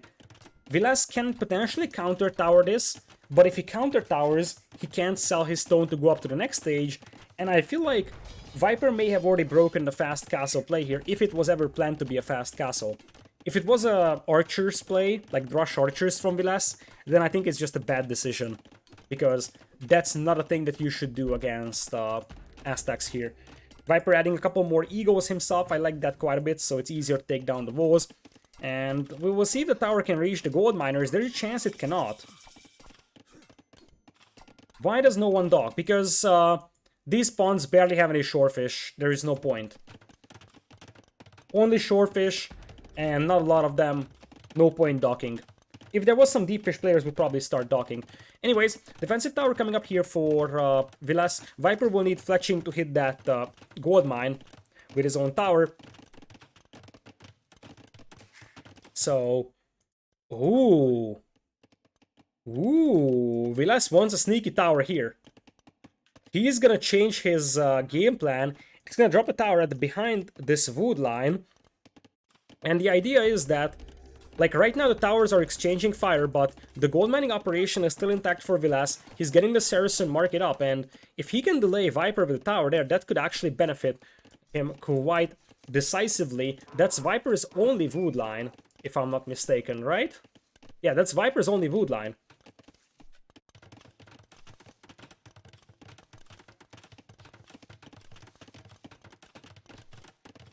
Alright, here come the Eagles. Another defensive tower coming in for Vilas on his wood line. That's it for the stone mining though, because now the archers arrive and there is no more stone accessible for Vilas. And this means he also cannot go for a forward tower. He can just go for archers slash crossbowmen in this one to push Viper. Now, I think Vilas needs to be patient here. He can't show 2 archers to Viper, because 2 archers don't do enough damage. He needs to do decisive amount of damage here.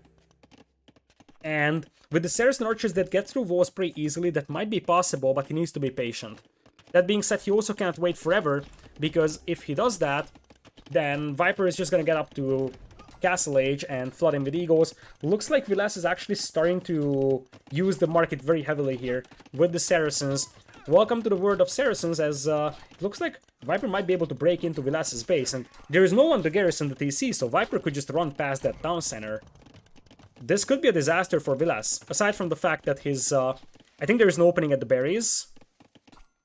Nope, there is a palisade, but the berries have to be abandoned, and as I said, the TC also needs villagers to garrison inside in order to keep those guys out for a time being, and I feel like even with the market usage, Vilas will not be able to click up to Castle Age faster than Viper, and when Viper gets to Castle Age, Vilas is dead. Like, 3 barracks Eagles is not something that he can stop.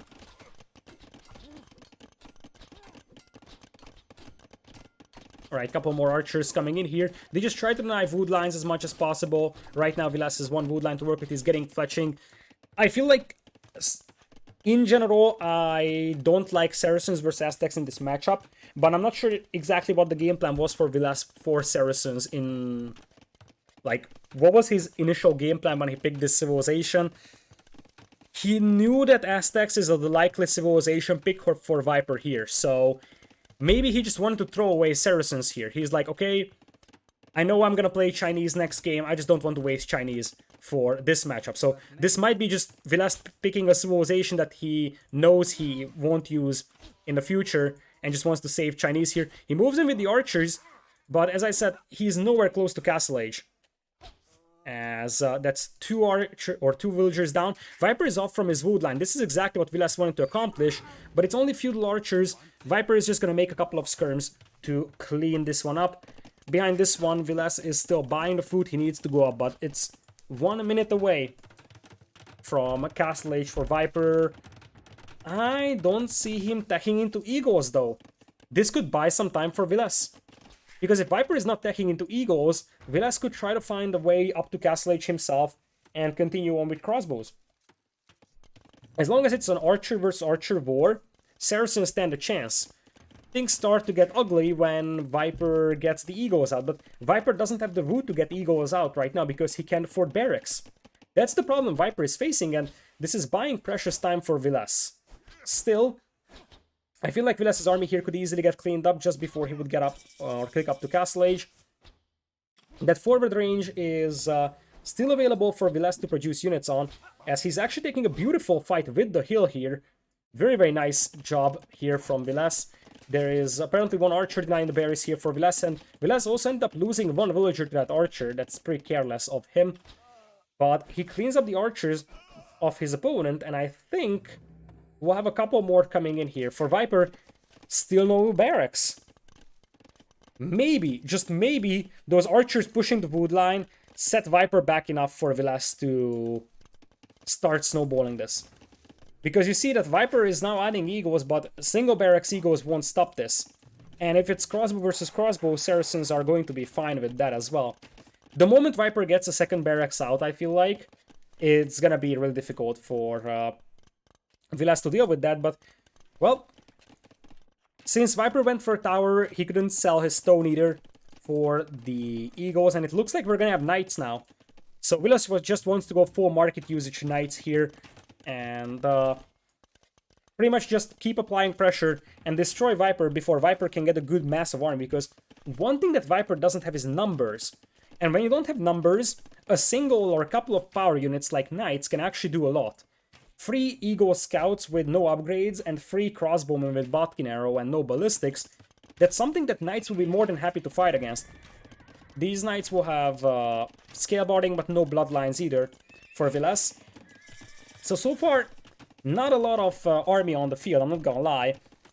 Still, this is not sustainable for Vilas. So, one thing is sure, Viper just needs to hold this, which is easier said than done. But if Viper holds this, Vilas stands no chance because he can't keep buying food. He's already at 150 gold per 100 food. And, like, that's not gonna be sustainable. Vilas needs to win this game in the next 3 minutes or he's out of the game. And Viper's gonna have monks to defend with. For now, Vilas' army is just very underwhelming. I just feel like Saracens are way too predictable in many ways. You know that they are coming for a market usage strategy, so all you want to do is just break their fast castle, and then they just have nothing going for them. Market usage is just gonna get worse and worse. As we speak, Monk is gonna be able to keep the knights out. There's gonna be some light cav as well for Vilas, so that he can pick off the monks, but as I said, the longer we wait, the more time Viper has to actually start adding eagles. He's gonna go for a second TC and he's gonna start rolling himself for the time being. Just adding a couple more monks. No more eagles in the party just yet for the snake.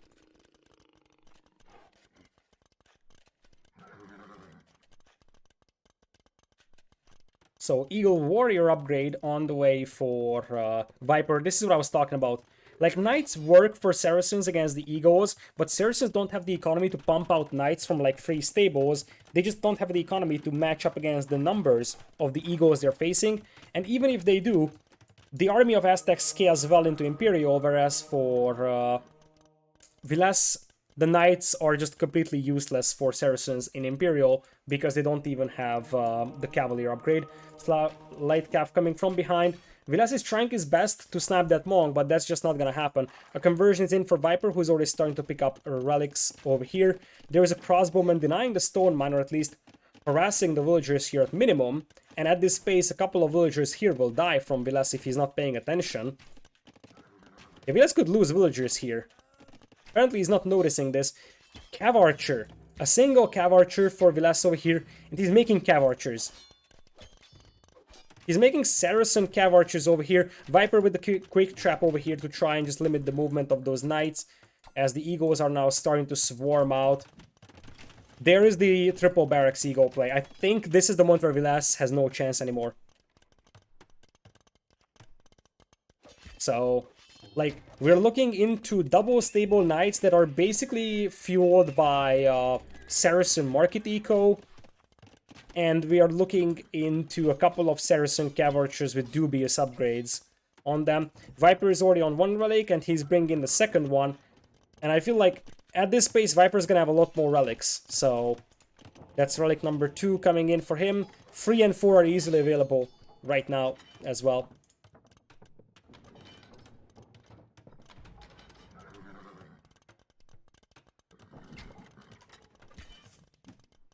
So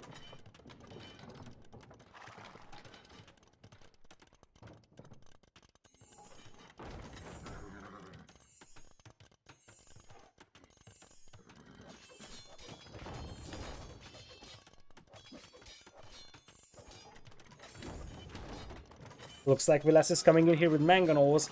Right now, Viper is still missing upgrades on those eagles. So he only has +1 defense, and he only has +1 attack coming in right now. The knights do have some upgrades. In fact, they are bloodlines +2/+2, but there's a lot of monks here. For Viper, I count the mangonel going down. There is one conversion I saw, but the light cav all go down. The light cav did sacrifice themselves to snipe the monks, but not all monks were killed in the process. The monk here from Vilas is trying to reconvert the knight. Viper cautiously deletes that, then sends in an eagle to try and snipe the monk. The eagle will get killed by the knight before the monk dies, and honestly, the Night Flood is so far working for Vilas. What's up with Viper here? He's adding 2 more barracks, and it looks like he might just not have the mass of eagles. Like, he might have needed a little bit more time to mass the eagles. You see, he's increasing those numbers, but he's on the back foot a little bit here. The knight actually broke through the walls here, and it's harassing this wood line still. So, Vilas is actually pretty decent when it comes to applying pressure to the opponent's eco, and that fight previously was actually pretty decent. Part of that is, as I said, that Viper doesn't have +2/+2 on those eagles, not even +2 defense. Still, slowly but surely Viper's army composition is going to prevail. He's gonna add 2 more barracks. He's got 5 barracks, eagles, plus monks. And I feel like knowing Viper, he's gonna grab redemption. Just watch as he grabs redemption and he's gonna start converting the siege workshops. He's got 900 gold in the bank, by the way. So I think he's just waiting for that upgrade. Yep, redemption and fervor coming in. Each of those upgrades also gives 5 extra HP for the monks here, so they will go up to 60 HP now.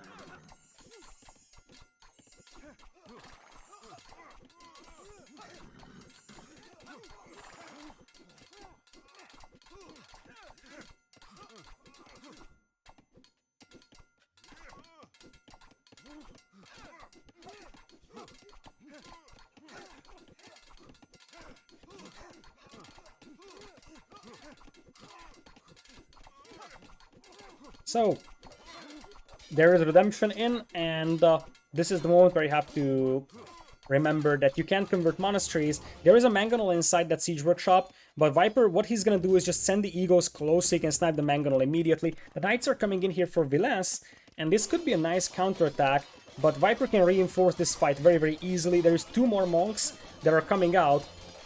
Vilas might lose 1 or 2 vills here, but you see Monk immediately coming in to convert. He's converting a full HP knight as well. That's 1 conversion, a second one will come in here as well. Meanwhile, the other side, we will have monks coming in as well to convert the siege workshop. Light cavalry jumping on the monks now. That's actually a very nice move from Vilas. Quite a few monks will fall victim of that, and honestly, Vilas is killing the villagers of Viper here as well.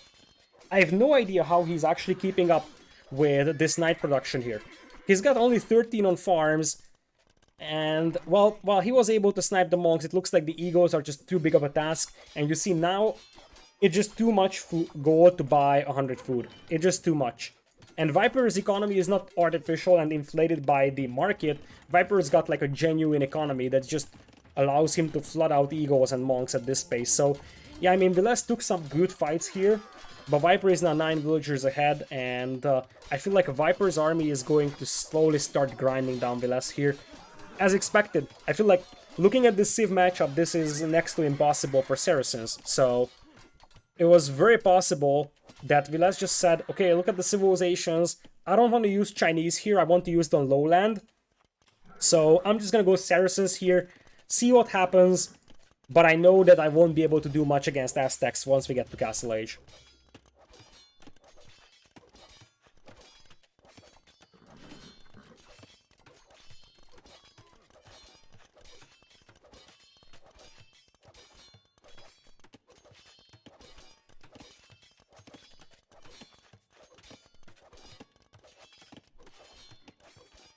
So, forward castle coming in here for Viper on this crucial here in the middle of the map. That should allow him to have enough map control for him to close this game out. I mean, eagles are now flooding out as well, stone miners are getting killed. This game is over. And I don't think Vilas has any chance now. He's at 14 army. He still has some knights, might pick off a couple of villagers over here, but I mean, eagles are now slaughtering his lumberjacks, and with that overchop, they will just run in and kill whatever is left from Vilas' eco. Viper is gonna get that castle up, and you see, Vilas is doing his best to buy the food he needs for knights, but you can't fuel a knight economy or a knight push with markets. It's too expensive to sustain, and Viper knows that exactly. Viper knows exactly that whatever happens, all he needs to do is just grind down those knight numbers, because it's gonna be harder and harder for his opponent to replenish them. Viper is sitting on 2 relics with Aztecs as well, and while the eagles do get cleaned up, now we have a castle here for Viper, and it's just gonna be the next wave of eagles coming in. Viper still missing iron casting, which would help quite a lot against those knights, but Vilas' economy is in ruins. He's behind by 28 villagers. He's got 50% eco efficiency as opposed to like an 80% one, and Vilas just taps out. Viper equalizes this one on Cenotes, and we are in for a decider game on what will be Lowland. So let me add the score here to Viper. GG, well played. And, well, Viper had the big civ advantage over here, but it happens. It's part of the drafting process that you're trying to carve out a civilization advantage for yourself. So if we go back to the lobby real quick over here, we see Viper's got Italians, Franks remaining versus Bohemians, Chinese. Chinese Franks are the obvious civ picks here. But one has to wonder if either of these players will pull the trigger on something cheesy. That would, like, it would be very interesting to see Bohemians here, and I feel like it would be a bad decision. But maybe Vilas has an idea of it, because he picked Bohemians relatively early. He picked it after Britons, which makes me wonder if he actually wanted to use Britons or Bohemians on Arena. Because he picked both, yet he picked Britons on Arena, so he still has Bohemians left, but I just don't know where else he would be able to use it. Like, I don't think it's a good civ for lowland, but he might think otherwise.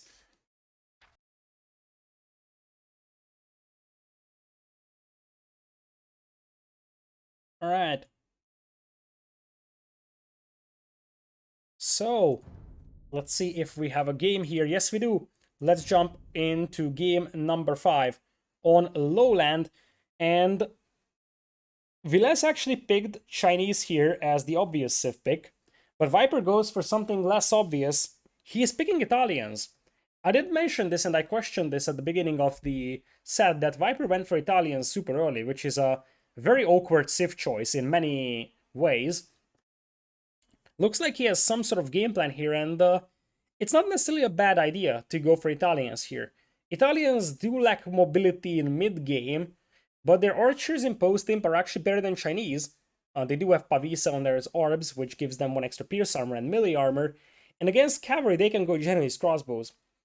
I still think I like Chinese more just because they have a better economy for the majority of the game, but I can see the reason behind picking Italians here.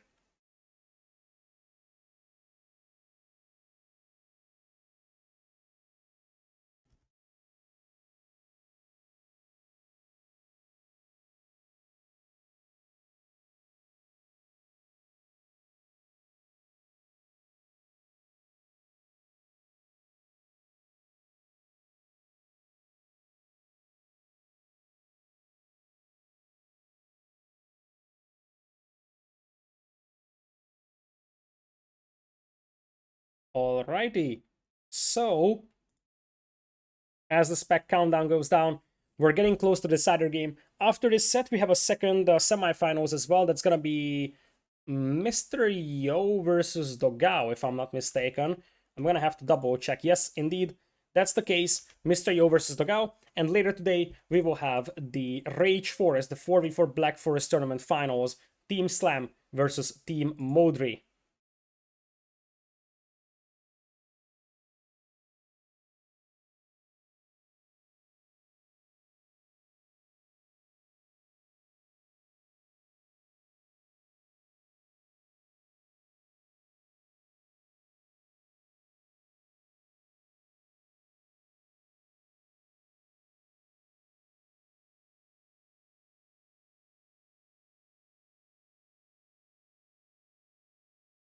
Alrighty, so spec countdown is over. Let's jump straight into the next game over here.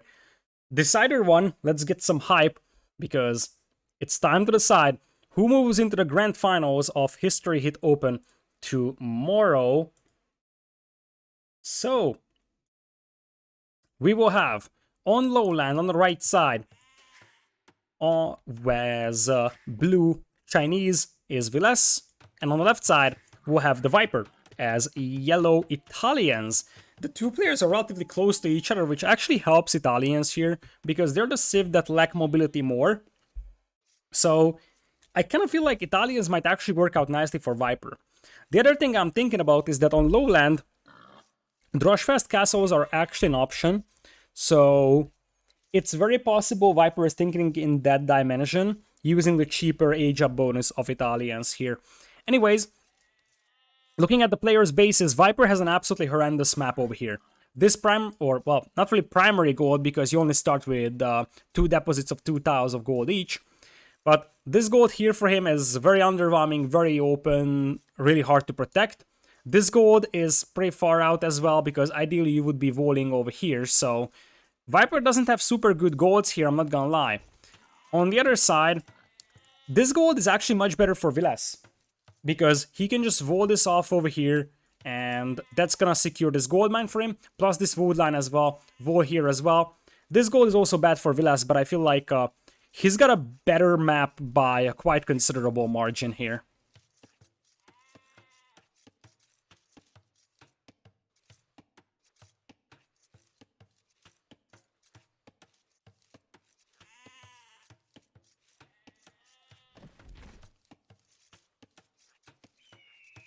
So, as things stand, we will have...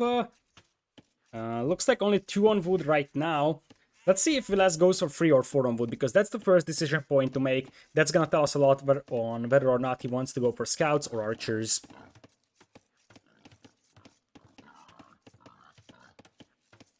Meanwhile, he is also taking his time pushing in some I-backs. It's a little difficult to push it in from this position, because there is a forest blocking it.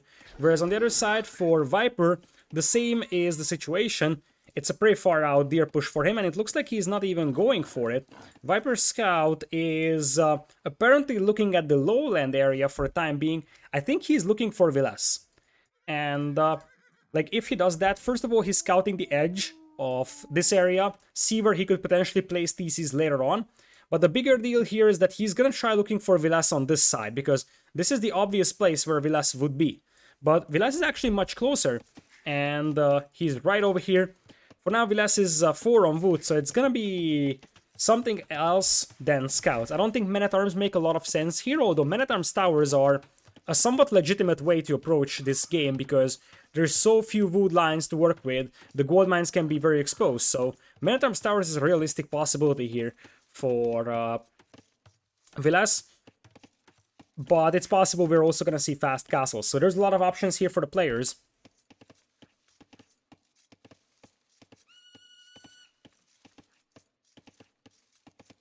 Wouldn't Franks work better with full castle knights? Probably not, because Chinese have camels. So that would not work out nicely. Anyways, Viper is looking at those villagers, seeing if he can get some hits in, but there is no point. It's 2 villagers and both of them have loom, so that's not a fight that you want to take with your scout. Second boar just now coming in here for Vilas. And for Viper, it looks like there is going to be a Drush involved in this one. As I said, with Italians, you can think about the Drush fast castle here. The only thing that's a concern for Viper is that his resources are too exposed for a Drush fast castle, I believe. For now, Vilas is walling quite heavily, which makes me wonder if he just wants to go for a straight fast castle here. Not even a Drush. Just go for fast castle into crossbowmen, or maybe even knights can work out nicely. Like knights and forward siege workshop, sort of a Huang style play can work. Viper is gonna have to commit a lot more wood to walling though than Vilas has to. So that helps quite a bit for Vilas to have a slightly more efficient economy than Viper. You see, Viper has to invest a huge amount of wood. Just for reference, Viper is making 37 tiles of palisades. Vilas has made 21, and he's already fully walled. He also made some houses, but those houses would be needed anyways. Viper runs into a TC fire here with the militias and should have no chance of getting into Vilas's base for the time being. So yeah, Viper is going to have to spend a lot more wood on walls. Part of that is because, as I said, he actually is going to have a much worse base than Vilas. So because of that, he needs to wall a lot more to protect this gold mine over here. Well, technically with these walls, he can protect this gold mine as well.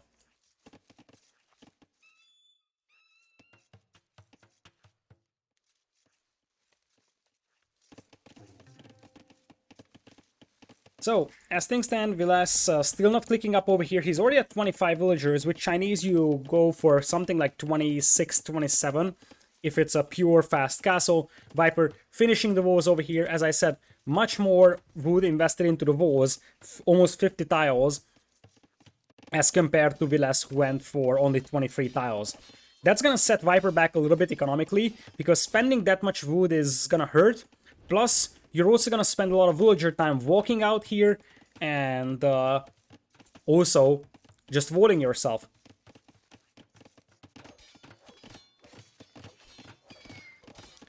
So, as things stand, Vilas is gonna click up to Castle Age. She's sending 3 villagers on gold, which is standard.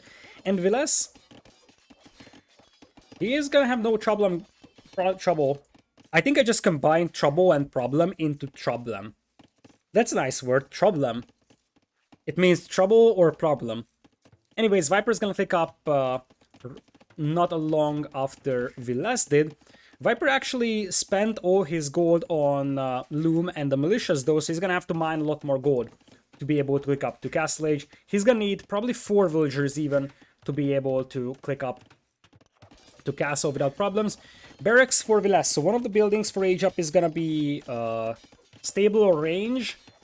I would say a stable would make more sense here at the beginning, but he might go for the range approach. And then the second one is gonna be depending on what he's building. If it's a stable, there's a chance for a market to sell some stone to make sure that you can go up immediately. Although it looks like he's gonna have the resource to go up, so he doesn't need a market. So it's probably either stable blacksmith or range blacksmith. If it's a range, then it has to be a blacksmith though, so it can be a market.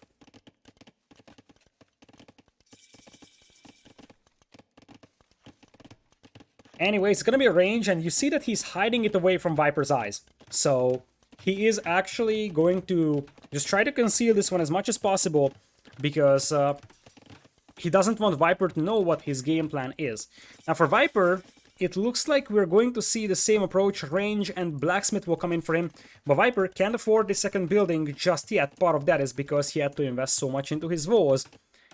This also means that because of that, he's gonna be delayed going into Castle Age compared to Vilas.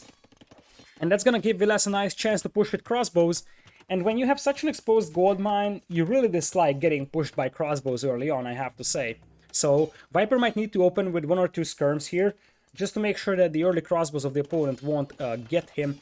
For now, the militias are still trying to get through the walls, but nothing else materializing there.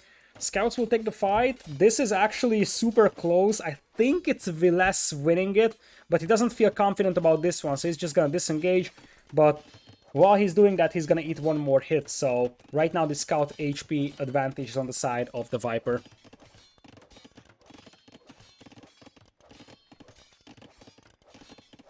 Second range up for Vilas over here. He has now 2 of those, as the Viper is only on 1, and the Viper also can't really afford a lot of archers, so Vilas is already at 2, and he's got 4 more queued up. Whereas for Viper, I only count 1 archer right now.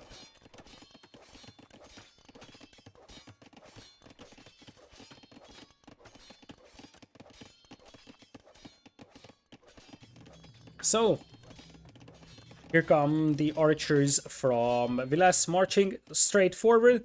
Looks like Vilas actually ended up losing his scout somewhere. Where did he lose that scout at? Viper's scout took some more damage, so Viper probably chased down that scout. But Viper has his scout still alive. That's actually very valuable, because if you look at Vilas's vision, Vilas has very little vision across the map. He knows where Viper is at, he knows about Viper's gold mines, but he does not know what's in here, for example, resources-wise.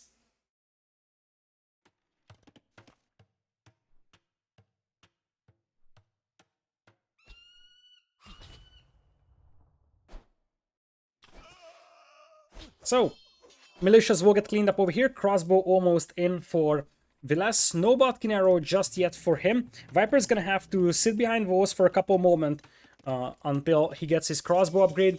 He's also not gonna be able to afford the Botkin arrow immediately, as here comes... Actually, he's closer to Botkin arrow than Vilas is, and it looks like Vilas will just retreat. He's gonna go for a second TC over here, so Vilas so far not risking diving in with the crossbows. He probably wants to hit this gold mine over here, but Viper is gonna have the crossbows out there, so Viper knows his opponent is coming, and while Vilas is adding a second TC for Eco, Viper is adding a second, well, not a second, but the first university for what will be ballistics. Botkin arrow on the way for both. Vilas trying to snipe that villager, but that's gonna be unsuccessful, and he's gonna have to retreat for the time being. He won't be able to fight against ballistics here very efficiently either, so he's gonna have to play a defensive game and just go for an eco-heavy approach here with the Chinese.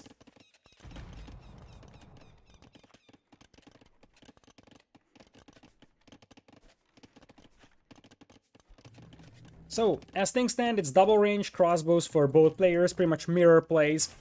36 villagers for Vilas, 34 for Viper, so that's also very standard in its own way. But Vilas will be able to pull ahead a little bit more economically. I appreciate that he is taking some of the hunt here for some extra food. And I see a forward villager coming in here. I think Vilas probably wanted the forward siege workshop here, but that's not gonna happen. And now, with Viper having ballistics, he's gonna start picking off those crossbows. Also has the hill advantage here, so Vilas needs to retreat. Vilas wanted to apply some more pressure with the siege workshop, but that's gonna be a failure for now. Vilas will take the hill here now, try to fire down hills. And so far he's doing this one pretty nicely, despite the fact that he does not have ballistics and Viper does.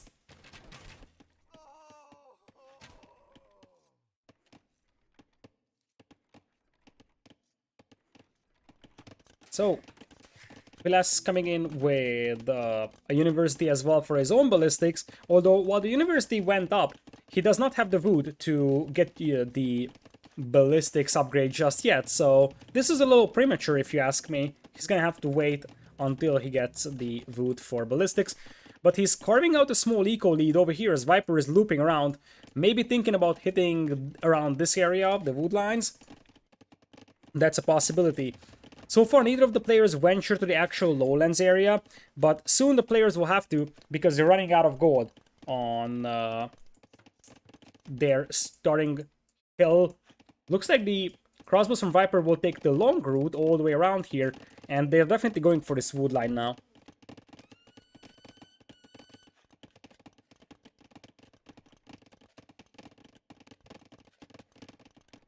So, here come Vilas's crossbows. Viper currently has 15 crossbows, Vilas 15 as well, both players with ballistics. Viper or Vilas, neither of them have the defense upgrade. Vilas is making a TC over here, and if it goes up, it's going to help quite a bit negate the damage from those crossbows. Speaking of that, Vilas will not find any villagers around here, whereas for Viper, I think Viper will be able to get a couple of will picks here on Vilas's wood line.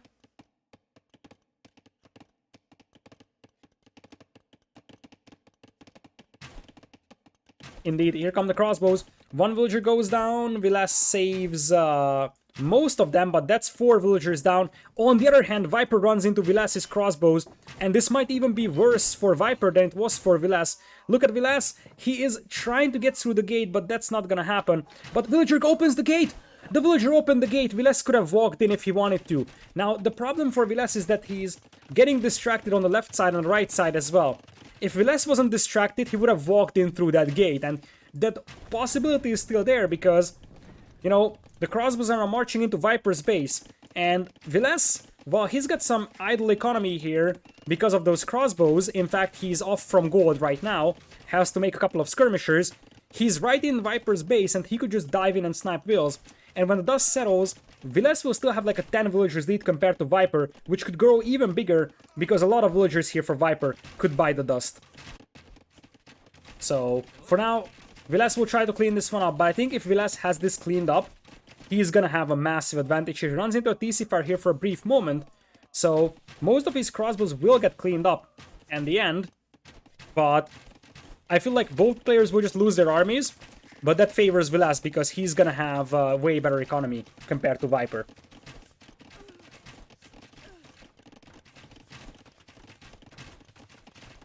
Still, Vilas is struggling a little bit cleaning this one up. He's back on gold for the time being. The priority is to clean up these crossbows, because you have a backup wood line over here that you can take. You can go back to this wood line as well right now, but you need to have gold if you are Vilas. That's the problem that he's facing. Viper is now up to 2 TCs. Vilas is on 3. As Vilas is actually mixing in the Elite Skirm upgrade as well. So he wants to wait with this fight until Elite Skirm comes in. So far, his gold miners are able to access gold, and they're not actually being hit by the crossbows. Crossbows are only shooting at the TC. But there's Viper with a couple more crossbows. I think Vilas needs to fight this one. He doesn't have defense upgrade either, so I feel like Vilas is taking a lot of time over here to fight this. And Viper is actually reducing the deficit more and more. I feel like by the time Vilas cleans this up, Viper is gonna catch up in economy, and that would be a massive blunder for him. Vilas had a pretty decisive lead. In fact, he killed less villagers than Viper, but I mean, he had 3 TCs the whole time. and he was inside Viper's base. But now, as we're looking at this, Viper is just 5 villagers behind. Vilas will be able to push Viper back now with elite skirms though.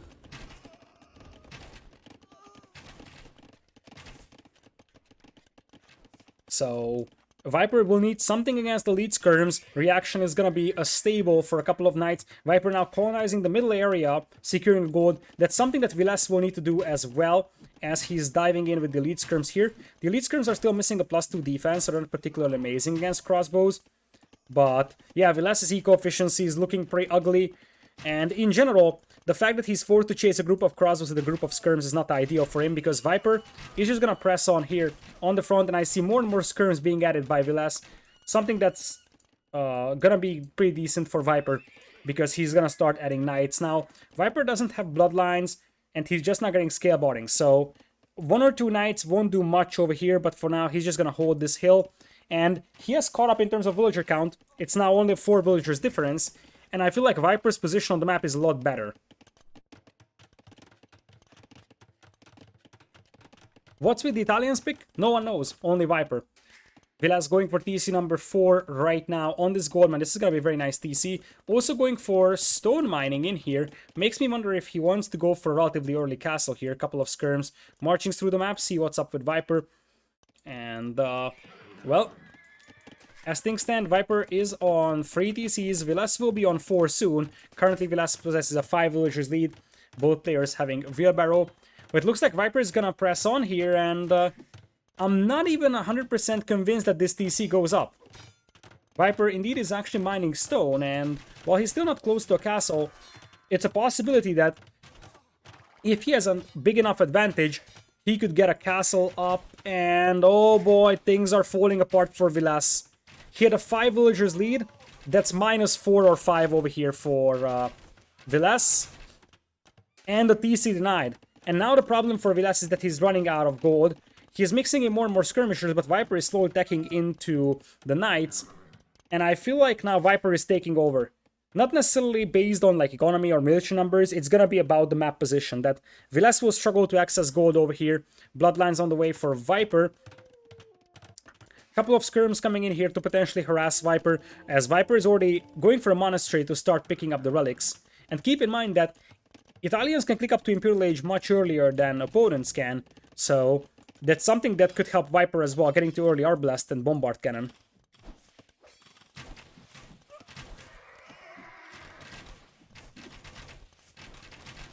So here come the crossbows.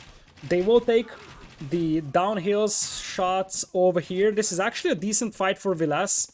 And he gets the TC up. He's now behind by 3 villagers, chasing down Viper's crossbows. But Viper is now moving in with crossbows here, picks off 2 or 3 villagers on the farms. And Viper is just tearing apart the eco of Vilas right now. 26 villagers killed by Viper, only 8 by Vilas. And Vilas is trying his best to counterattack with a couple of skirms here, but those don't have a lot of damage potential, whereas Viper's forces do.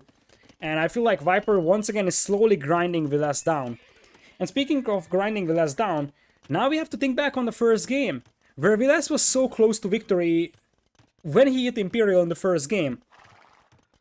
He was very close, I think. If he went Arbalest and go for a forward castle, this would have been extremely hard for Viper. And that is the game that could be the difference maker in the end. Skirmishers now cleaning up Viper's forces here, so there is some positives for Vilas here. But there is Viper with a castle drop. Interesting castle location, because it's not really denying a lot. It's more about breaching the economy of Vilas here. It's gonna destroy a TC and allow Viper to hit this farming eco here. So that's probably the concept behind that castle. Skirmishers here for Vilas are just scouting. Viper's gonna have 1 knight to clean them up, and another knight is being sent to destroy these skirms. 4 villager here was picked off as well. And as I said, I feel like Viper's army here is just a lot more convincing.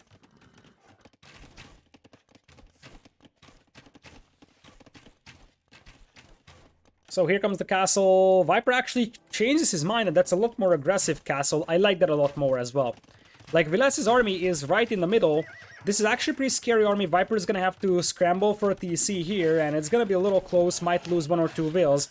But Viper finishes the TC, meaning that Vilas can't really push this And behind this one, Viper knows that Vilas' army is in the middle, so he's gonna have the chance to castle drop this central area.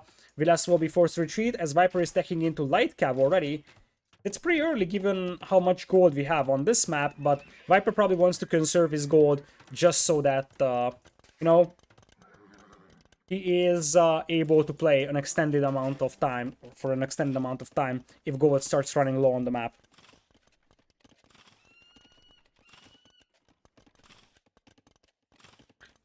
So, as things stand, there is going to be a castle drop from Vilas here though, and Vilas is slowly intensifying his pushes. He's right now 34 army compared to 26, and the light cav here for Italians won't be particularly amazing here.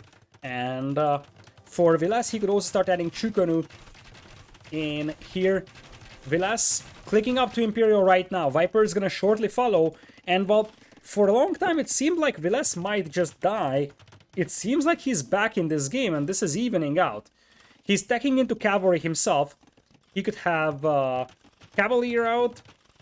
I don't think camels make a lot of sense, even though there is going to be a couple of light cav out here. I don't think that you want to do heavy camel just for that. I think you just want to go for Cavalier or light cav potentially. And aside from that, Tukonu Siege Ram is probably the way to go, as Vilas comes in here to dive in, and Viper didn't realize this in time, lost 4 villagers in the process. Villager count still very much even. This DC will go down here for Vilas, that's guaranteed, as he's ahead into Imperial by 20 seconds. He's 7 on stone for a castle. Viper is 17 on stone. Viper's gonna make a castle around here most likely, and start trapping this one down when he reaches Imperial. That's probably the game plan right now. Indeed, there's the castle for Viper. He just wants this one for traps. Now, can Vilas see that? Vilas cannot see that, but there is no one inside that TC, so the crossbows can run past, and Lord Doubt smile upon us. This could be big.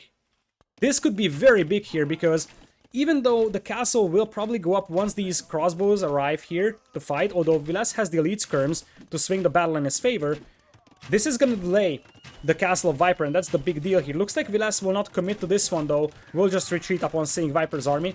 Viper grabbing Pavise will give him 1 extra melee and pierce armor for the crossbows. One of the best price / value unique upgrades in the entire game. Pavise very, very cheap, and it gives you a pretty massive boost, 1 extra melee armor and 1 extra pierce armor.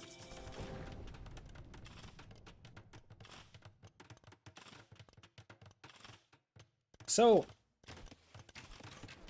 Bracer in for Vilas. He's gonna click Arbalast in a matter of moments as well. Traps immediately coming out. Chinese don't have bombard cannons here to take make a siege workshop here and just go for bombard cannons, take this castle down. It looks like Viper is gonna start trickling in cavalry into Vilas's farming eco. I did mention that I think Vilas is gonna struggle from this because this is his farming eco and that's gonna be really hard to protect. Viper going for insta-chemistry as well for bombard cannons himself. First traps are out for both parties. I think Vilas needs a castle here, like replace these lumber camps, this farm over here, and trap this down. That would help him reclaim his farming eco. Arbalest on the way for Viper, not so much for Vilas. Vilas has just clicked Arbalest and we are seeing more and more light cap being mixed in. Some elite skirms as well in the party. The first trap for Vilas took a hit, and the repair villagers are just chilling here, not coming in for the repairs just yet. Second trap is out for Vilas. Viper already coming in to repair the castle. But as things stand, Vilas is shooting at the castle and Viper is shooting at the traps, and that means that Vilas will always hit the castle and Viper will not always hit the traps. So that's actually an advantage here for Vilas in the trap war. There's a third trap coming out. Viper is coming in with no more traps, but he's gonna have bombard cannons coming in soon. Ring archer armor on the way for Vilas as well. That castle is so crucial. Behind this one, by the way, Vilas is losing a lot of farming eco, and it's something that he's gonna struggle keeping alive. You see, he has lost the majority of his farming eco. This is why losing this TC is massive, because so much farming eco is just now exposed to raids. So he's only at 19 villagers on food, which is obviously far from ideal. Viper committing everything he's got to repair that castle. Here come the bombard cannons. That's gonna swing the battle in the favor of Viper. Viper is out of stone, but now the bombard cannons are in. Vilas realizes what's going on, so he's gonna take the shots. He's gonna take down the bombard cannon. No, he doesn't. Viper with the bombard cannon micro. At this point, Vilas might want to target the castle, because I'm not even sure if he can take down the bombard cannons. He's still gonna try, but misses multiple volleys. Viper crazy micro over here, as he's gonna lose one bombard cannon. The next group is already coming in. More light cav coming in from Viper to raid Vilas. Vilas is launching a counterattack with arbalasts here though. Viper will match it with his own arbs for the time being. Vilas still trying to take that bombard cannon down, but so far unsuccessful. Viper's castle still alive. The trap goes down from Vilas. And one as well from Viper. Viper loses the bombard cannon as well. This is the time to shine for Vilas. He's got 4 traps to take that castle down with, while Viper is busy cleaning up this force. These Arbs do have Pavise, but they are lacking +4 defense, whereas these guys do have it. As now it's gonna be 4 traps, and by the time those bombard cannons arrive, it's gonna be too late. Viper is scrambling with the wheels, but 4 traps is a lot of firepower to deal with. Behind this one, Vilas keeps losing his farming eco, not something that he really is focused on protecting, but Viper does lose the castle.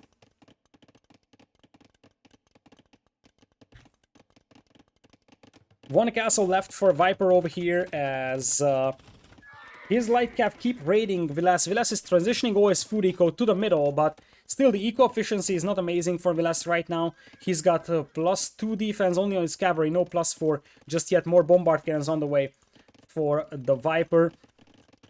Still, there is the castle for Vilas. That's what I wanted to see. A castle here would protect the farming eco. Well, it wouldn't protect the farming eco here, but you would trap this castle down, and then you could wall it again, and Vilas would reclaim his farming eco.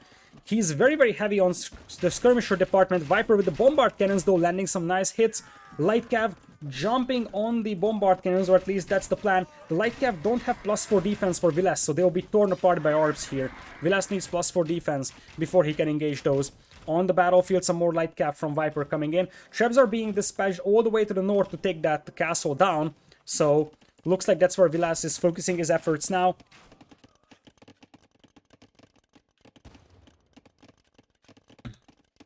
Viper selling wood to get gold. He's actually very low on gold. Viper is running out of gold here. Look at this. He has this deposit and he has this deposit. This one is going to be exposed in a moment, as Vilas is about to reclaim his farming eco. Vilas is still 20 population behind, and Viper is now coming in with the bombard cannons to shell that castle. Vilas, I think, is just patiently waiting until he has enough light cav to dive in on the bombard cannons. He's not repairing the castle, though. Vilas probably misclicked it. Just now starting to repairs. Still waiting, getting architecture in as well. The Hussar are still doing insane amount of damage, by the way, to Vilas's eco. And the key thing here for Viper might be the villager kills, after all. Because Vilas has lost 77 villagers in this game. He's soon going to be villas at this pace. And he just keeps losing his entire farming eco. He's trying to get some counter raids in, but he can't get light cav out when his eco is getting raided. And I feel like we are seeing the very same thing that we have seen in the first game. Vilas just struggling to keep his eco alive against the Hussar raids. Because now Viper has 61 army, he's pretty much pop-capped over here once the units pop out. Vilas is also pretty close to that, but I just feel like Viper's position on the map seems to be a little stronger. And his army is also a lot more convincing. 37 Arbs and a bunch of Hussar, bombard cannon support, whereas for Vilas it's a better direct tap group of light cavalry with no attack upgrades, skirmishers, and some arbalasts over here. And now Viper is pushing up, and he's gonna get the gold mines. I feel like the window is closing for Vilas, and if I had to summarize this set, if Viper wins this, it's gonna come down to those little details in the Arabia game and this one. Because those were the things.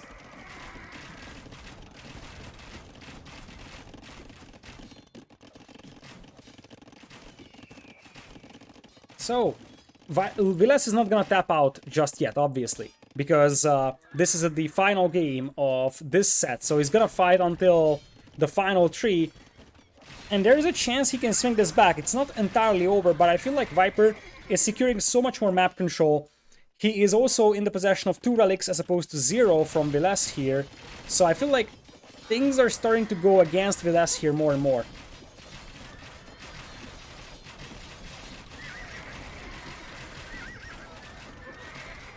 We are gonna have iron casting as well for Viper. Viper indeed is missing a lot of upgrades for his archers. So he's even missing the +2 defense from Castle Age. Now the bombard cannons take the TC down. Trebs are being set up here. Bombard cannons getting some shots in. Those arbs are very much clumped up. Oh, massive hits for Viper here. Massive hits, and another volley comes in. All the arbs are going down. Absolute massacre. If this game wasn't over until now, it probably now is. Because I don't think that Vilas will be able to afford to replenish that entire group of army. That's a lot of bombard cannons going down, so it buys himself some time. But behind this one, his food eco is still getting ravaged. I feel like this castle would have been better off being placed over here. Now, Vilas is down to 28 army, 124 population, and while he put up an amazing fight and made this a super competitive set, almost 4 hours length, Viper will prevail. Because now I see no way back for Vilas. He's out of gold. His eco looks like as if it was hit by a nuclear weapon. And Vilas taps out. Viper moves into the grand finals. Well, this happened. Viper with 125 villager kills, 35 deaths. That's one of the reasons why he was able to carve out such a big lead in this game. So throughout the Arabia game and this one, he was just able to pressure the eco of Vilas a lot more than Vilas was able to do. That's part of the reason why he was able to snowball games, because Viper always had an economy that was moderately efficient, whereas for Vilas, it was kept getting raided and slowly it fell apart. When this castle drop happened, it did more than it initially seemed like. It pretty much opened up Vilas's farming eco for raiding. Vilas had to relocate his entire farming eco here, and you see that it's just inefficient, random farms being dropped in the middle of nowhere, wide open for raiding, instead of this nice farming eco that he ended up losing. Very well played by both players. Viper moves into the grand finals.